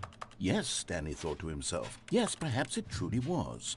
How insightful the bucket turned out to be.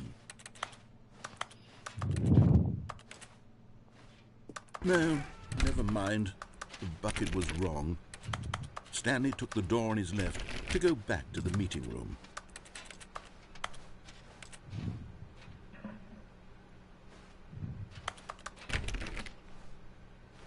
And so the two of them detoured through the maintenance section and walked straight ahead to the opposite door.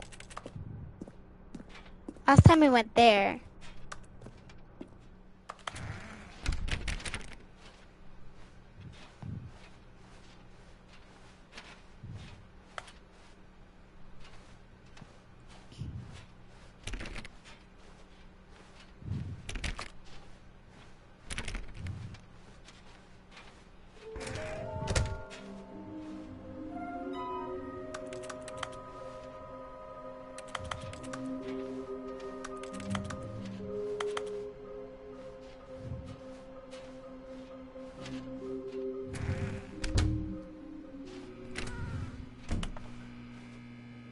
Oh, Stanley, can you feel it? The broom closet. It wants the bucket. You can feel that, can't you? The aura of jealousy. It's as clear as day. This broom closet believes it deserves the bucket. I can really feel it now. It's a bucket. It belongs in a broom closet. That's what the broom closet is trying to say here. It's supposed to go with the other cleaning supplies. Good for you, Stanley. Don't give in. Don't hand over the bucket. I know how hard it must be. given the pressure that the broom closet is putting on your shoulders right now, but you have to be strong. This is your bucket. This is your companion and lifelong friend. You can't hand it over. No. We're getting into name-calling now, it seems. Is this how low the broom closet has sunk, that it has to resort to this stream of petty insults simply in order to get you to hand over the bucket? Stanley, I never liked this broom closet for a variety of reasons, but even this is worse than I had imagined. And wait, now the broom closet has the gall to imply that you and the bucket are not truly deep and lasting friends? That your relationship is purely superficial and convenient? That your life is so banal and meaningless that you'd feel the same sort of kinship towards any inanimate object which happened to lay in your path in an even partially enticing manner? Well, I'd never. Go on, Stanley. Lay into it. Really tell the broom closet off for its demeaning comments. Expand on the wide variety of experiences you and the bucket have shared together. Go through each of them point by point. Share your journal entries detailing the rich emotional landscape of your feelings for the bucket as they have changed and evolved over the years. Let him have it.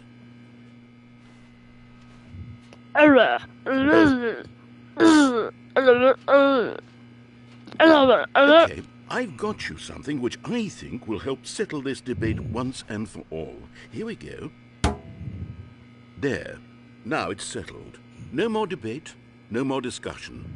Take a hike, broom closet, with all your meandering philosophical diatribes about the nature of cleaning supplies and their relationship to broom closets in the natural order of things.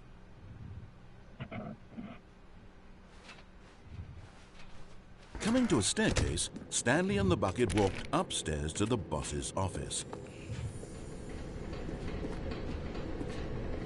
But Stanley just couldn't do it. He considered the possibility of facing his boss, admitting he had left his post during work hours. He might be fired for that. And in such a competitive economy, why had he taken that risk? All because he believed everyone had vanished? His boss would think he was crazy. And then something occurred to Stanley. Maybe, he thought to himself, maybe I am crazy. He looked down at the bucket in his arms. Am I crazy? He asked the bucket. The bucket returned his gaze, but said nothing at all. That's strange, Stanley thought. Usually the bucket is a source of guidance and wisdom for me in difficult times such as these.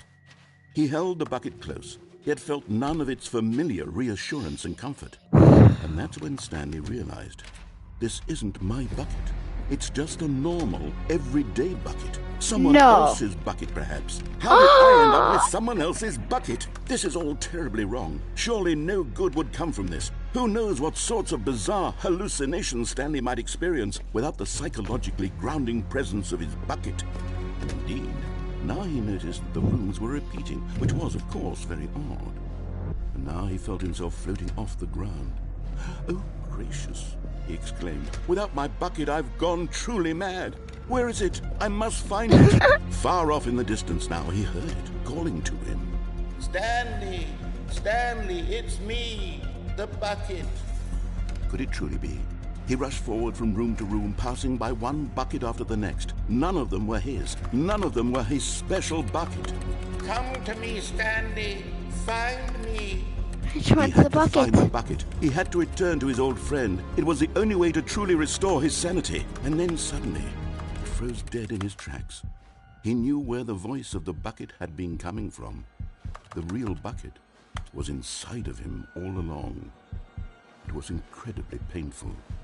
Stanley doubled over in agony and blacked out.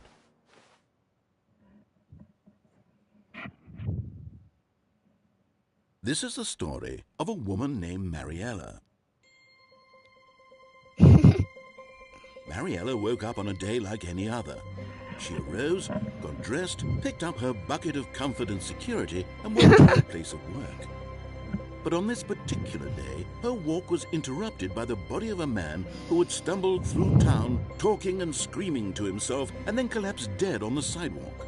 Right away, she knew what the problem was. This man had no bucket. Of course he'd gone mad, ranting and raving about a narrator describing all of his actions and how everything is predetermined and free will is an illusion and it's all just a video game. It could all have been prevented if only he'd taken his bucket with him. perhaps he didn't even realize he'd forgotten his bucket at home in the first place. How cruel the world can be, Marietta thought, and she hugged her own bucket even tighter. But of course, she had no time for this. There were a myriad of confusing problems she would soon have to confront at work, for which her bucket would provide absolute guidance and total clarity on everything. Heck yes, she thought to herself, my life kicks ass. And she backflipped all the way to work.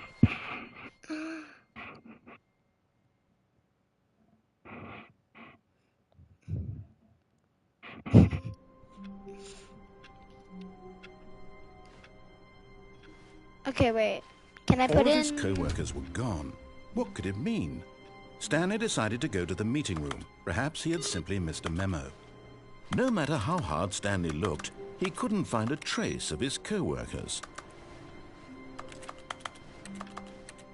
Stanley went around touching every little thing in the office, but it didn't make a single difference. There's no bucket. Nor did it advance the story in any way.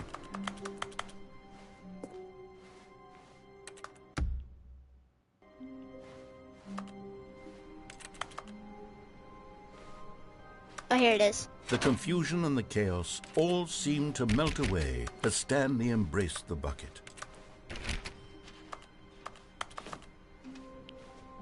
What happens if I go back to the broom closet?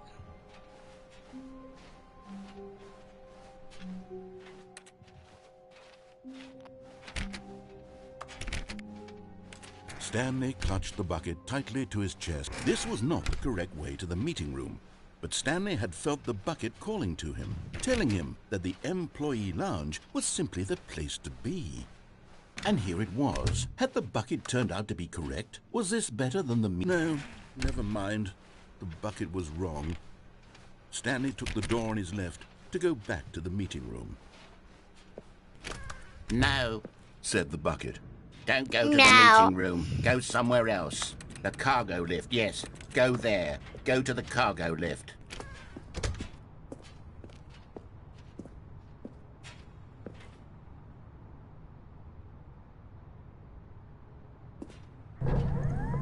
Good, said the bucket. Now ride the lift all the way to the top. There's something... But Stanley feared that any path he walked might lead to the separation of himself and the bucket, his dearest friend. So he threw himself to his death, that they might die in one another's arms. How deeply touching.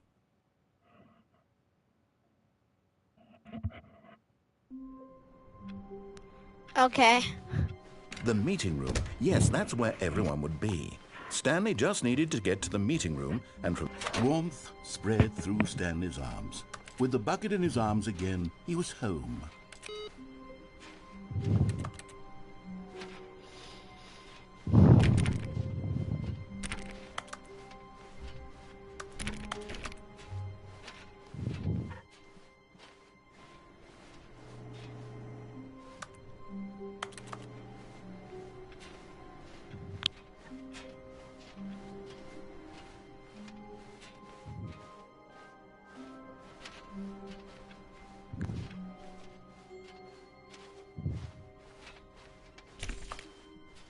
Stanley clutched the bucket tightly to his chest and entered the door on his left.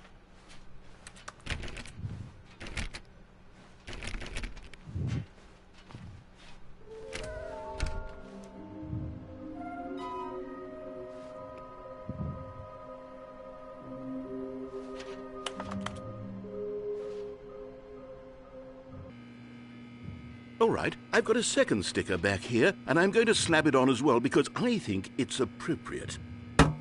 You see, I feel that it works because the sticker is also a bucket. That way, if you're ever unsure whether the thing you're holding is a bucket or not, you can look down at this sticker and say to yourself, ah, it's a bucket. There really is a wide variety of applications for this sticker.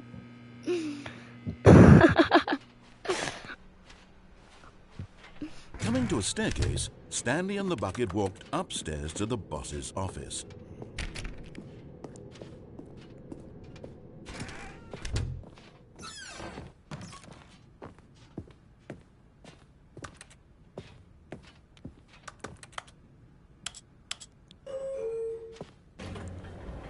Okay.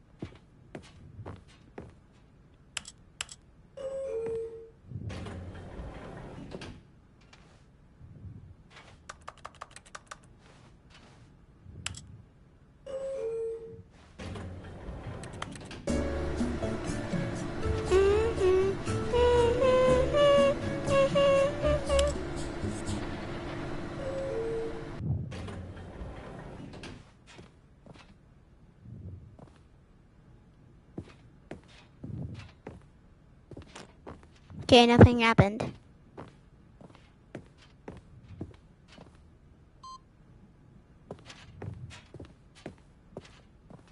Stepping into his manager's office, Stanley was once again stunned to discover not an indication of any human life. Crushed by the weight of this revelation, Stanley may have broken down into an emotional dumpster fire if not for the soothing presence of the bucket. Even now, in his darkest of hours, did the bucket's warmth and guiding light pierce the dark clouds of confusion and chaos. It would be with him, always. The bucket would. And he knew it. The two of them were inseparable. At this point, Stanley was so absorbed in the tender spiritual connection he shared with the bucket that he didn't notice the keypad behind the boss's desk. Nor in his bliss of simply being near the bucket did he have any notion that the PIN number for the keypad was 2845. But Stanley guessed the correct code by sheer luck. Was it that the bucket knew all along? Was the bucket guiding him? Yes, this is certainly the most logical explanation.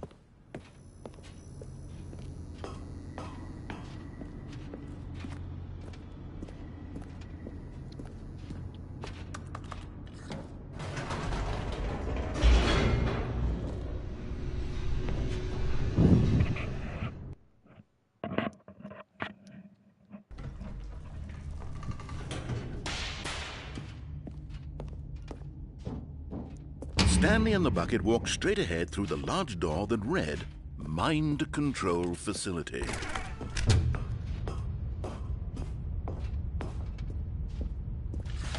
The lights rose on an enormous room packed with television screens. What horrible secret did this place hold? Stanley and the bucket both wondered to themselves.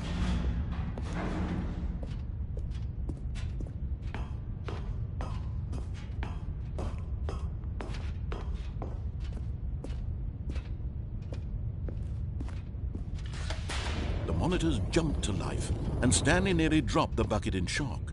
Everyone in the office was being videotaped, monitored like guinea pigs. The bucket had never seen anything like this, and it very nearly burst into tears as Stanley cradled it gently, reassuring it that everything would be fine.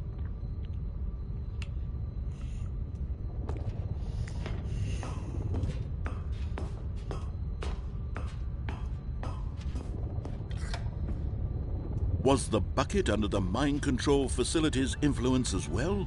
Had the bucket been told to do things it didn't wish to do? What kinds of things does a bucket want to do, or not want to do in the first place? These questions raced furiously in Stanley's feeble mind. No! He screamed into the bucket. He couldn't accept it. His own life in someone else's control? Never! He squeezed the bucket tighter. His one friend in the entire world. At this point, he could trust no one except for the bucket. But here was the proof. The heart of the operation. Controls labeled with emotions, happy or sad or content. Walking, eating, working, all of it monitored and commanded from this very place. And as the cold reality of his past began to sink in, Stanley decided that this machinery would never again exert its terrible power over another human life. For he and the bucket would dismantle the controls for good. Two best friends, Stanley and the bucket, up against the world. They high-fived in a really cool way, and the bucket made a sassy comment about taking down the system.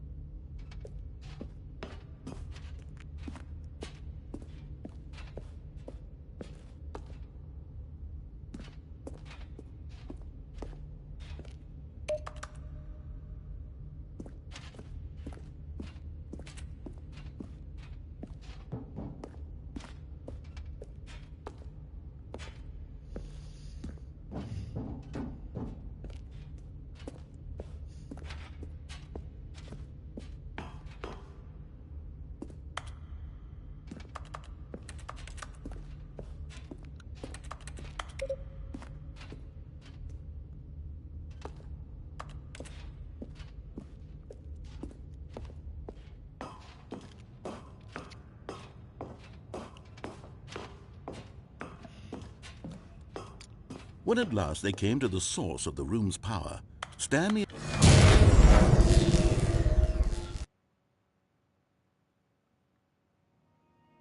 and the bucket waited in blackness. Was it over?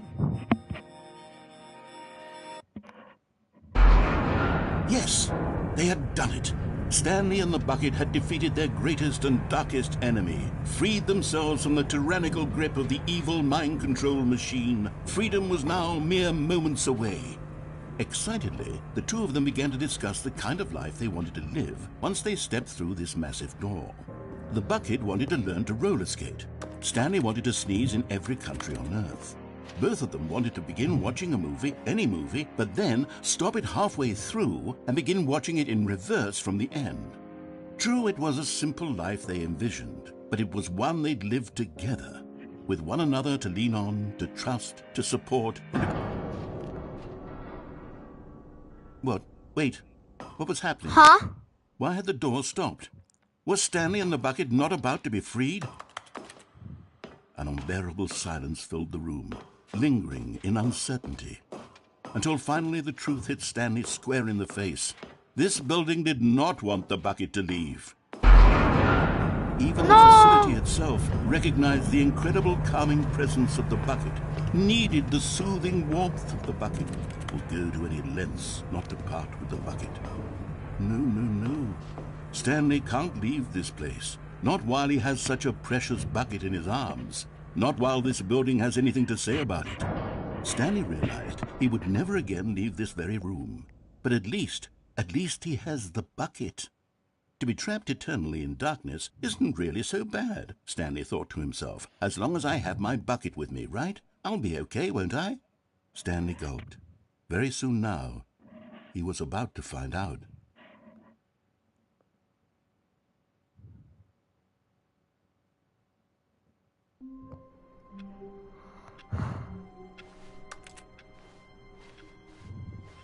All of his co-workers were gone. What could it mean? Stanley decided to go to the meeting room. Perhaps he had simply missed a memo. No matter how hard Stanley looked, he couldn't find a trace of his co-workers.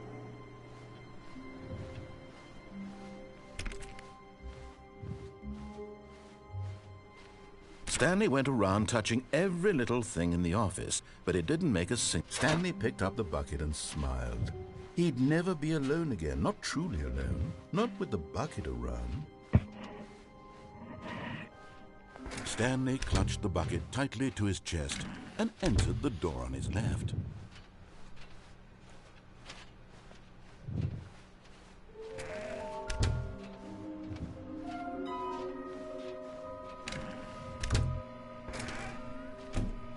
Stanley, we must move on from this broom closet, simply because I have no remaining stickers. If I did, you can guarantee we'd be in here for hours. But alas, no stickers. Coming to a staircase, Stanley and the bucket walked upstairs to the boss's office.